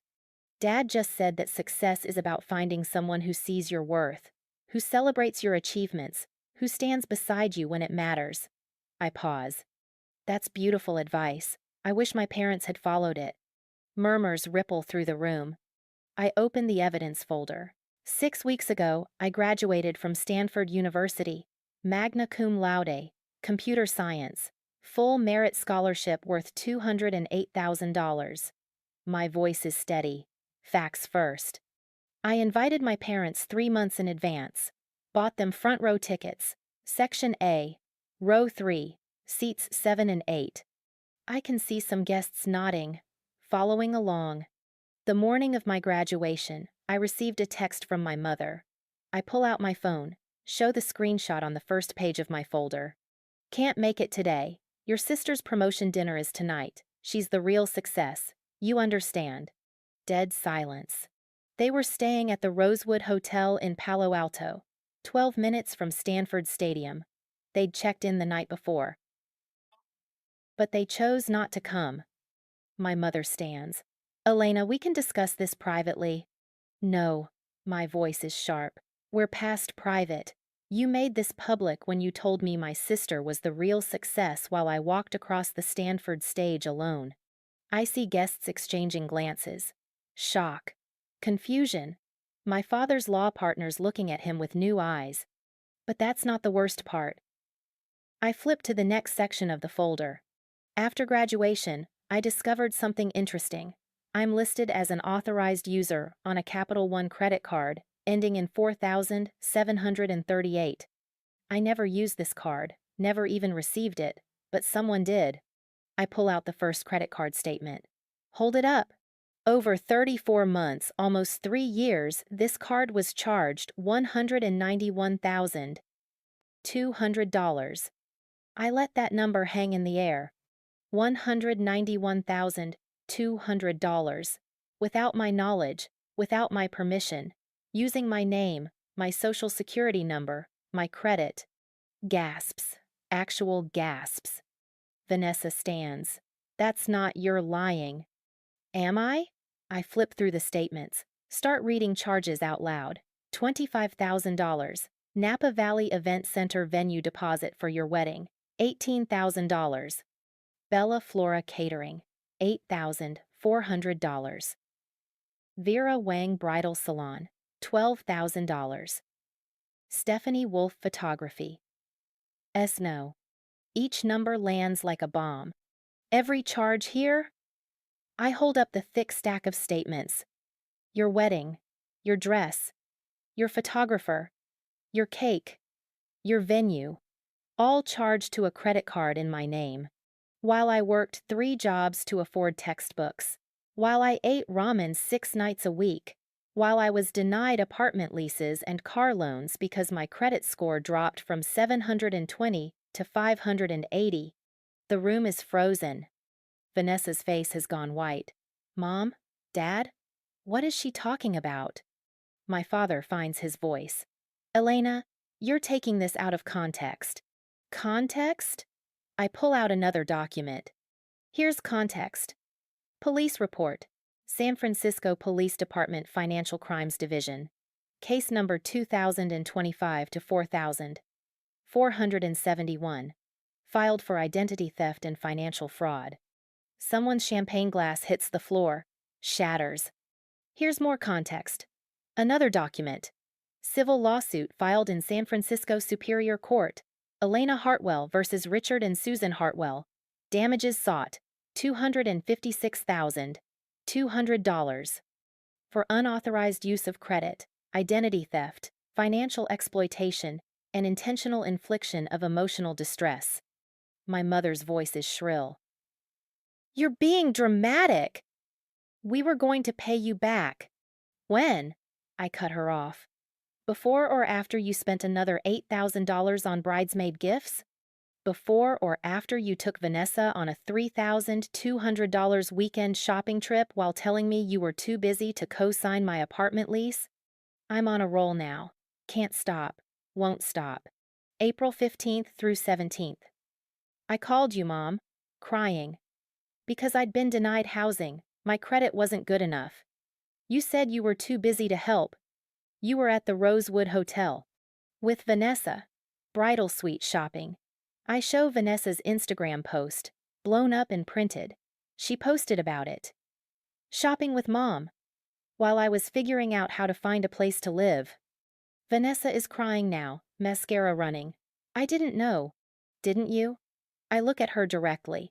When Mom and Dad paid for your $150,000 wedding, you didn't wonder where the money came from? You didn't think it was strange that they suddenly had six figures to spend while telling me they couldn't afford my $800 textbook costs? She opens her mouth, closes it. No answer. I turn to the room. To all 218 witnesses. My father just said that family is everything. That we're bound by blood. That families who love each other can overcome anything. My voice cracks for the first time. But here's what he didn't say. They destroyed my credit to fund the perfect wedding for their perfect daughter.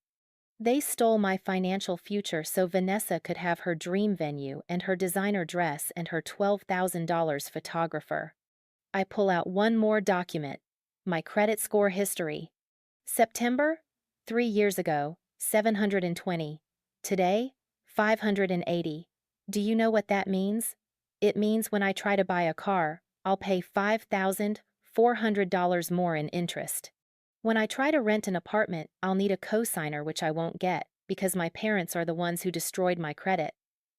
When I apply for a mortgage someday, I'll be denied or charged predatory rates. For years, maybe decades. Tears are streaming down my face now, but I don't stop. All for this. I gesture around the room. The flowers, the champagne fountain, the string quartet. All so Vanessa could have the perfect engagement party, the perfect wedding, the perfect life. While I'm left with $34,000 in student loans and ruined credit, and the knowledge that my parents valued her happiness more than my future. My mother is sobbing. We love you, Elena. No. The word comes out hard. Final. You love the idea of me. The self-sufficient daughter who doesn't need you. The smart one who figures things out on her own. But you don't love me enough to show up to my graduation. You don't love me enough to tell me the truth. You don't love me enough to stop stealing from me. The room is dead silent, except for my mother's crying. I look at my father. His face is gray, aged 10 years and 10 minutes. You said family is everything, but you taught me that family is conditional, that love is transactional, that I will always be second place to her. I point at Vanessa. So, congratulations. You got what you wanted, the perfect wedding for the perfect daughter, and all it cost you was the other one. I close the evidence folder. Oh, and one more thing. I pull out the final document. This party? The one we're at right now? Oakmont Country Club venue rental? $8,200. Catering by Bella Flora, $6,500. String quartet, $2,400. Bar service, $3,100. Total cost, $20,200. I look directly at my mother. That's charged to my credit too, so thanks for inviting me to the party I'm paying for. I turn to walk out. My father's voice stops me. Elena, please, we can fix this. I look back, see him standing there, diminished, desperate. No, I say. You can't. You can pay me back. You can fix my credit. You can face the consequences of your crimes, and yes, they're crimes. But you can't fix this. You can't fix 22 years of being second place. You can't fix those empty chairs at my graduation. You can't fix, she's the real success. My voice breaks completely. You can't fix the fact that I will never trust you again, that I will never bring my future children to meet you, that you will die someday having lost a daughter because you chose a wedding over her. Silence. I head for the door. Jessica and Dr. Lynn follow. Behind us, chaos erupts, shouting, crying, Guests demanding explanations, my father's law partners asking questions, my mother's friends backing away, Vanessa screaming at my parents, Brandon looking shell-shocked. The party is imploding. Good. Let it burn. We make it to the parking lot. I'm shaking so hard I can barely walk. Jessica catches me as my legs give out. I did it, I whisper. You did it, she confirms. Dr. Lin is still recording. I got everything. Every word. In case you need it. Thank you. We drive away as guests stream out of the country club. Some are on their phones. Some are arguing. Some are just standing there, stunned. In my rearview mirror, I see my parents emerge. My mother is hysterical. My father is on his phone, probably calling his lawyer. Too late. The truth is out. 218 witnesses, probably more by tomorrow when the videos start circulating. Because people were filming, I'd seen the phones come out halfway through my speech. By tonight, everyone will know. By tomorrow, my parents' reputation will be ashes, and I'll be free. Jessica drives us to her apartment, makes tea I don't drink, sits beside me while I stare at nothing. My phone is exploding. 47 calls, 93 texts, emails flooding in. I turn it off. Attorney Morrison, I say. I need to call Attorney Morrison. Jessica hands me her phone. Attorney Morrison answers on the first ring. How bad is it? I told everyone, everything. All 218 guests. The wedding costs, the credit fraud, the case number, all of it. A long pause. Then, Jesus. Okay, that's nuclear. Are you okay? I don't know. Did anyone film it? Yes, multiple people. Elena, this is going to spread, fast. By tomorrow, it'll be everywhere. Your parents will face social consequences beyond the legal case. Their reputation, their businesses, it's all going to take a hit. Good. Are you sure you're okay? I think about that. Am I okay? I just destroyed my family in front of 218 people. I just aired every piece of dirty laundry. I just made my sister cry on what was supposed to be her special day. But I also told the truth. For the first time in 22 years, I told the truth. Yeah, I say. I'm okay. Call me tomorrow. We'll strategize next steps. I hang up. Jessica wraps a blanket around me. You were incredible. I was cruel. You were honest. There's a difference. Is there? I close my eyes. See my mother's face. My father's. Vanessa's. See 218 guests staring at me. See the evidence folder in my hands. See the truth, finally visible, after 22 years of hiding in shadows. And I think, I'd do it again. Every word. Every document.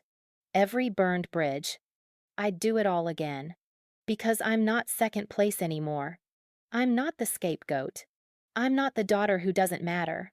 I'm Elena Hartwell, Stanford graduate, truth teller, survivor. And I'm done apologizing for being enough. The video went viral by 9 p.m. Not one video, 7 different angles. Guests had filmed my entire speech from different corners of the ballroom. By the time I turned my phone back on at Jessica's apartment, I had notifications from platforms I didn't even use. TikTok, 340,000 views. Twitter, 1.2 million views. Reddit, 3 separate threads, each with thousands of comments. Someone had created a hashtag, #Stanford grad betrayal. I watched one of the videos with the sound off, watched myself standing in that navy dress, evidence folder in hand, facing down my entire family. I looked calm, controlled, nothing like how I'd felt inside. The comments were overwhelming. This is the most justified call-out I've ever seen. $191,000. Her parents belong in jail. The way her voice broke when she said, "You can't fix this," I'm sobbing. Anyone else notice the sister didn't deny knowing? She knew. By midnight, news outlets were picking it up. Local San Francisco stations. Then regional. By 2 a.m., My story was on national news websites with headlines like Stanford graduate exposes parents' $191K fraud at sister's engagement party. My phone wouldn't stop ringing. I'd turned off notifications, but the calls kept coming. My parents, Vanessa, relatives I hadn't spoken to in years, journalists asking for interviews, podcasters wanting to tell my story. I ignored all of it. Jessica made me eat something around 3 a.m. Toast. I managed half a slice before my stomach rebelled. "You need to sleep," she said. "Can't." "Elena?" Every time I close my eyes, I see their faces. Mom crying, Dad looking like I'd shot him, Vanessa's mascara running. I swallowed hard. What if I was wrong? What if I just destroyed my family for nothing? Jessica grabbed my shoulders. "Stop. You weren't wrong. They committed fraud. They stole from you. They destroyed your credit. Those are facts, not feelings. But the way I did it was powerful, was necessary, was the only way they'd ever face consequences." She squeezed harder. "Elena, they had 34 months to tell you the truth. They chose not to. You gave them every opportunity to make this right privately. They chose litigation. This is on them." I wanted to believe her. My phone lit up again. This time, a text from Aunt Marcia. "What have you done? Your mother is devastated. Vanessa's engagement is ruined. The family is falling apart. How could you be so selfish?" I showed Jessica. "Block her," Jessica said immediately. I did. Then I blocked my mother, my father, Vanessa, Uncle Tom, every number that had been calling, guilting, demanding explanations. By dawn, I'd blocked 37 people. And for the first time in 24 hours, my phone was silent. The legal consequences came faster than Attorney Morrison had predicted. Within a week of the engagement party disaster, my parents' attorney contacted her with a settlement offer. They'd pay the full $191,200 in restitution, cover my credit repair costs, and pay my legal fees. In exchange, I'd drop the criminal case and sign an NDA. "Absolutely not," I told Attorney Morrison. "The NDA is standard." "No, they want to pay me to stay quiet, to let them save face. But everyone already knows. The video has 4 million views. There's no saving face.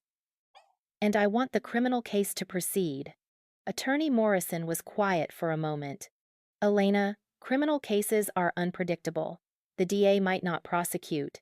Even if they do, convictions are hard to get in family fraud cases. Juries sympathize with parents. I don't care. I want them to face every consequence, civil and criminal." "Okay. Then we reject the settlement and proceed with both." The civil case moved through discovery over the next 4 months.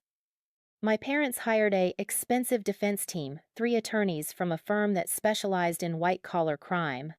They argued that I'd given implied consent by being an authorized user, that the charges were family expenses I'd benefited from, that I was estranged and vindictive. Attorney Morrison destroyed every argument. She presented my timeline spreadsheet showing every time they'd told me money was tight while spending thousands. She submitted my credit score documentation proving the direct harm. She called Dr. Lynn as a character witness. My professor testified about my work ethic, my financial struggles, my 3 part-time jobs. And she played the video from the engagement party. All 7 angles. The courtroom watched in silence as I confronted my parents in front of 218 guests, watched my mother's face when I revealed the charges, watched my father's expression when I mentioned the police case number, watched Vanessa realize her entire wedding was funded by stolen credit. The judge, Judge Patricia Yee, 58, 2 decades on the bench, didn't hide her reaction. Her face hardened with every dollar amount. When the video ended, she looked at my parents with something close to disgust. "I've presided over hundreds of family law cases," she said.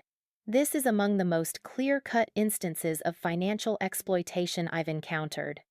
The defendant's claims of implied consent are not supported by any evidence. The plaintiff clearly had no knowledge of these charges and received no benefit from them. My parents' lead attorney tried to argue. Judge Yee cut him off. Your client spent $191,200 of their daughter's credit over 34 months. They destroyed her credit score.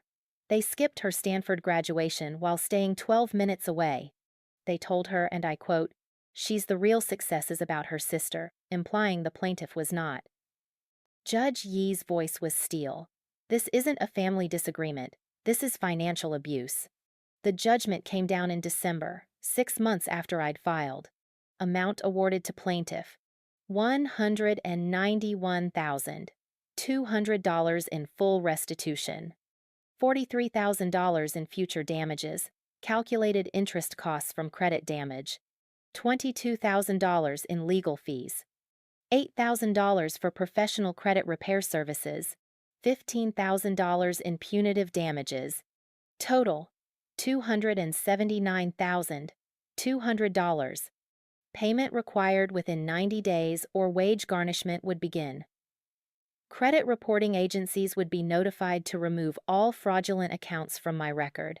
My parents were ordered to submit to a financial audit to ensure no other accounts existed in my name, and the restraining order requested by Attorney Morrison after my mother showed up at my apartment twice was extended to 5 years. My parents were prohibited from contacting me directly, coming within 500 feet of my home or workplace, or posting about me on social media. My parents paid the full amount in 89 days, sold an investment property to cover it. Their retirement fund took a $200,000 hit between the judgment and their legal fees, but the financial consequences were nothing compared to the social ones. Within a month of the engagement party, my parents' country club membership was not renewed. Polite language for, "We don't want you here."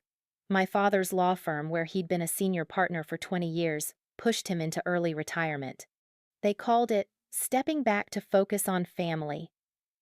Everyone knew it was because clients were leaving, associates were requesting transfers, and having a partner who'd committed financial fraud against his own daughter was bad for business. My mother's real estate career collapsed. 3 of her biggest clients, wealthy families who'd seen the video, dropped her immediately. Her brokerage quietly encouraged her to take a break. She never went back. Within 6 months, her income had dropped from $300,000 a year to zero. Their social circle evaporated. The friends who'd attended that engagement party, who'd witnessed my confrontation, they stopped calling, stopped inviting my parents to events, stopped pretending everything was fine. My parents went from pillars of their community to pariahs in less than a year, and the family split exactly as Attorney Morrison had predicted.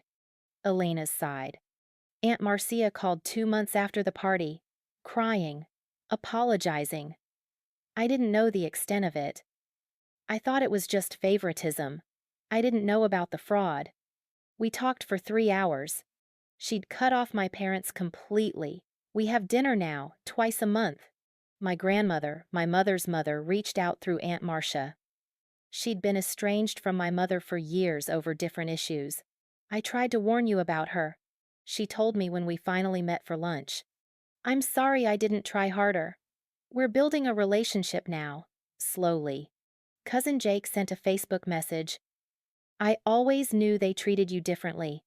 I should have said something. I'm sorry. We're not close, but we're cordial. Dr. Lin remained a mentor and friend, helped me apply for graduate school fellowships, wrote recommendation letters, checked in regularly.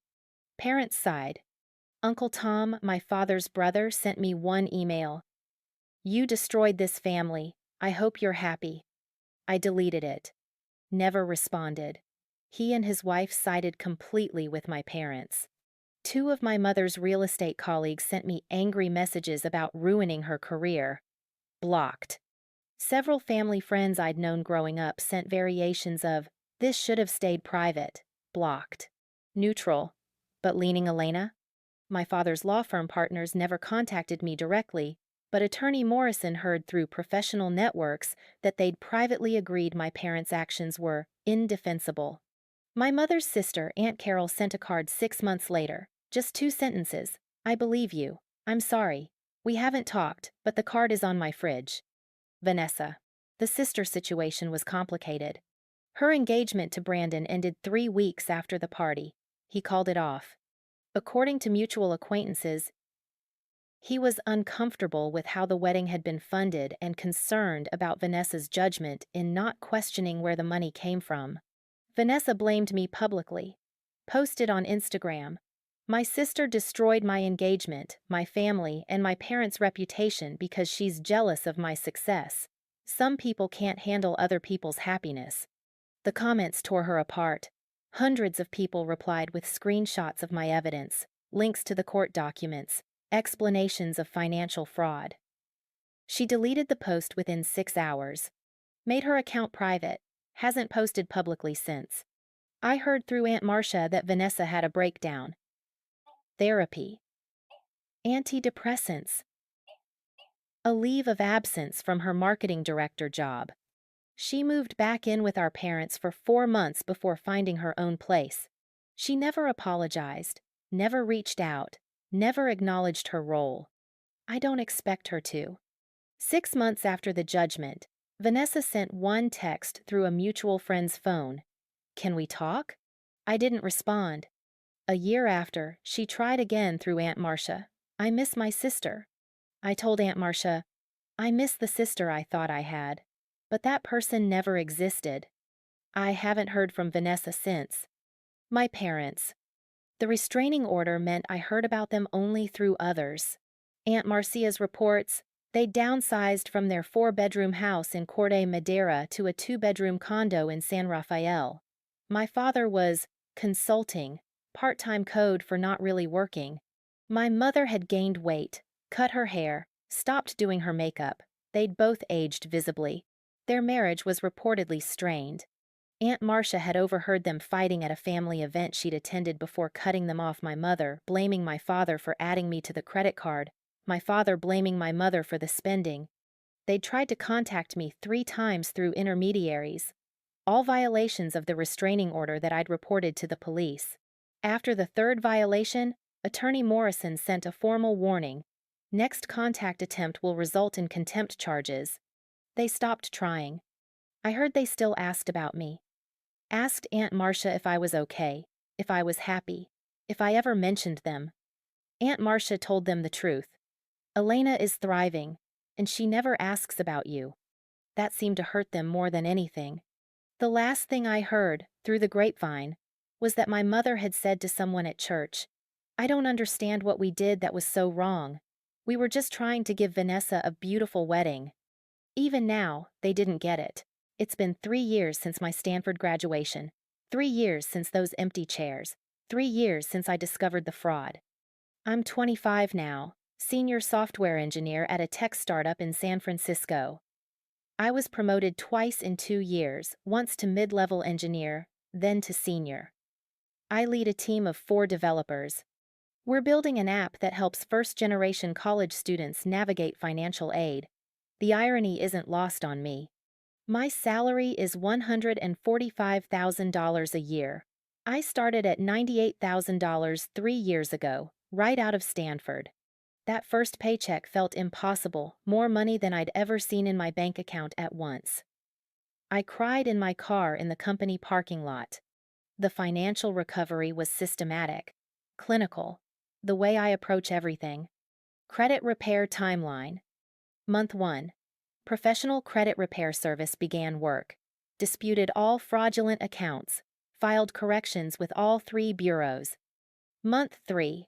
First fraudulent account removed. Score jumped from 580 to 612. Month 6. Second account removed. Score at 651. Month 8.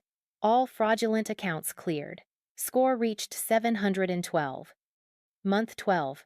Established new positive credit history. Score stabilized at 718. Today, credit score is 745, better than it ever was before my parents destroyed it. Financial achievements. Student loans, paid off completely, all $34,000. Took me 18 months of aggressive payments, but I'm debt-free. Savings account, $47,000. Started from $230 3 years ago. Emergency fund, 6 months of expenses, fully funded. Retirement account, on track, contributing 15% of my salary. New car, 2023 Honda Civic. Bought outright, no loan. I could have financed it, my credit was good enough, but I wanted to own it completely. Wanted to know it was mine. Career highlights. Led development of a feature now used by 2 million users. Got a $15,000 bonus for it. Spoke at Grace Hopper Conference, the largest gathering of women in technology. Talked about overcoming financial barriers in tech education. Mentor 3 undergraduate women through Stanford's alumni program. Helped them navigate the same struggles I faced. Rejected a job offer from a FANG company that would have paid $200,000. Stayed at my startup because I believe in the mission. That choice, being able to turn down money for purpose, still feels like freedom. My apartment is a 2-bedroom in San Jose. I qualified without a co-signer. Signed the lease myself. My credit score, my income, my name. The day I moved in, I sat on the floor of the empty living room and cried. Happy tears this time. I decorated it exactly how I wanted. No compromise, no one else's opinion, just mine. The bedroom that faces the garden, the good room, the one that gets morning light, that one's mine. Relationships. Jessica is still my best friend. She got married last year. I was her maid of honor. Gave a speech about loyalty and chosen family that made everyone cry. At her reception, her parents told me they were proud of me. I cried in the bathroom for 20 minutes. Dr. Lynn stayed in my life as a mentor. She nominated me for a graduate school fellowship full ride to Stanford for a master's in computer science. I deferred it for now, but it's there when I'm ready. I started dating Alex 14 months ago. We met through work. He's a product manager at a partner company. He knows the full story. I told him on our 3rd date because I needed to know if it would scare him away. It didn't. Your family failed you, he said. That says everything about them and nothing about you. He was the first person I dated who understood that distinction. We're not engaged, not living together, taking it slow. But it's healthy. He shows up. He means what he says. He's never once made me feel like second place. That's enough. Therapy. I went to therapy every week for the first year after the confrontation. Dr. Patel specialized in family trauma and financial abuse. She helped me understand that what happened wasn't about me, wasn't something I caused or could have prevented. You were a child in a system designed to fail you, she'd said in one of our early sessions. The golden child and the scapegoat, those are roles assigned by parents, not earned by children. It took months before I believed her. Now I see Dr. Patel monthly, maintenance sessions, processing grief. Because I am grieving not for the parents I lost, but for the parents I never had. Current status with family. With my parents, no contact. Haven't spoken in 3 years. The restraining order expired last year. They haven't tried to reach out since. I think they finally understand it's over. Aunt Marcia tells me they ask about me less now, that they've accepted the loss, in whatever way people accept losing a child they drove away. I don't feel guilty about that anymore. With Vanessa, no contact, no desire for contact. I used to wonder if we could ever repair things. I don't wonder anymore. The sister I thought I had, the one I wanted a relationship with, never existed. I was in love with a fantasy. With my chosen family, everything. Aunt Marcia, my grandmother, Jessica, Dr. Lynn, Alex, my coworkers who've become friends. These are my people. They show up. They celebrate my wins. They support me through hard days. Last month was my 25th birthday. My chosen family threw me a party. 15 people in my apartment. Homemade cake. No champagne fountains. No country club. Just people who love me, celebrating me. Aunt Marcia gave me a card. Inside, she'd written, "I'm proud of you.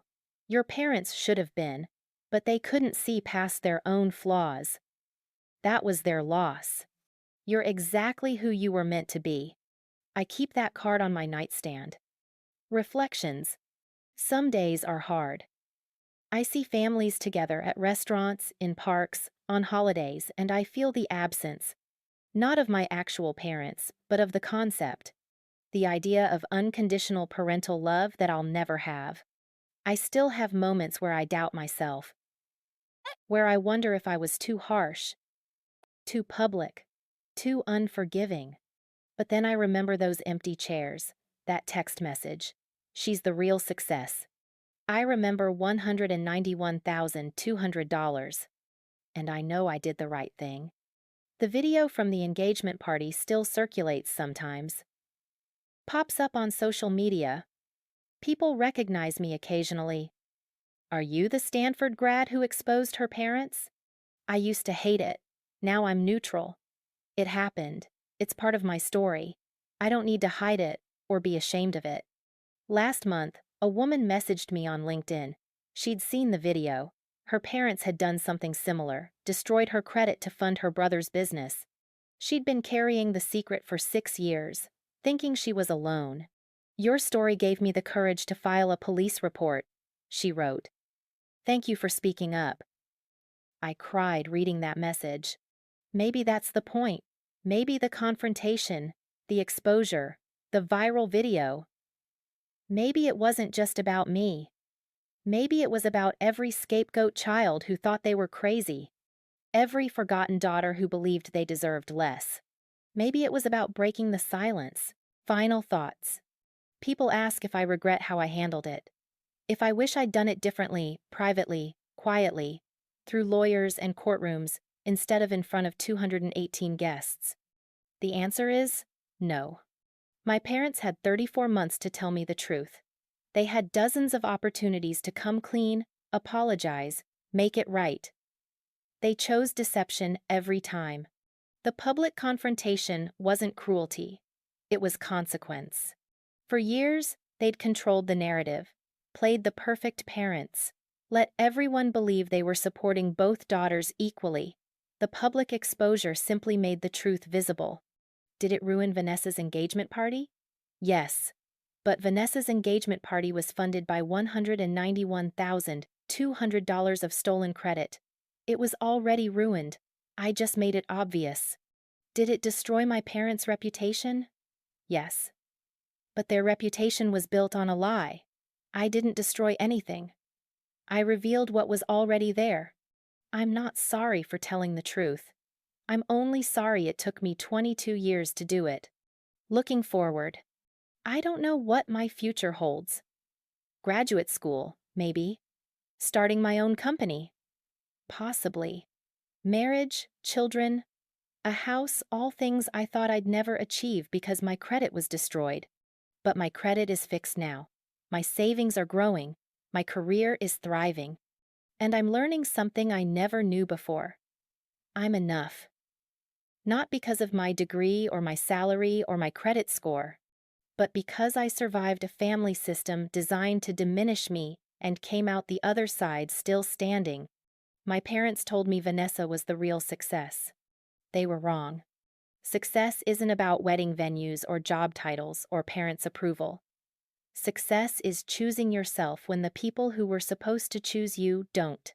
Success is standing in front of 218 people and saying, "This is what you did to me," without apologizing for taking up space. Success is building a real life, with real relationships and real achievement from the ashes of the family that tried to burn you down. I'm 25. I'm debt-free. I'm healing. I have people who love me. I have a career I'm proud of. I have a future I'm building with my own hands. 3 years ago, I walked across a Stanford stage alone while my parents stayed 12 minutes away. Today, I don't need them in the audience to know I'm successful. I know it myself. And that's the real success they could never take away. Thank you for listening to my story. If you're living through something similar, if you're the forgotten child, the scapegoat, The one whose achievements are never enough, please know this. You're not crazy. You're not dramatic. You're not too sensitive. You're right. And you deserve better. Documentation is power. Credit reports are free. Legal help exists. And sometimes, the only way to stop the cycle is to refuse to be silent. I chose to speak up. It cost me my family, but it gave me my freedom. That's a trade I'd make again every single time. To everyone who's supported me, Jessica, Dr. Lynn, Aunt Marcia, my grandmother Alex, Attorney Morrison, and the millions of strangers who saw that video and said, "I believe you, thank you. You saved my life in ways you'll never know." And to my parents, if you're somehow watching this, I forgive you for what you did, not because you deserve forgiveness, but because I deserve peace. But forgiveness doesn't mean reconciliation. You made your choices. I've made mine. We're done. This is my story. This is my truth. This is my life now, built from scratch, owned completely, lived authentically. This is Achiever Betrayed, and I'm finally free.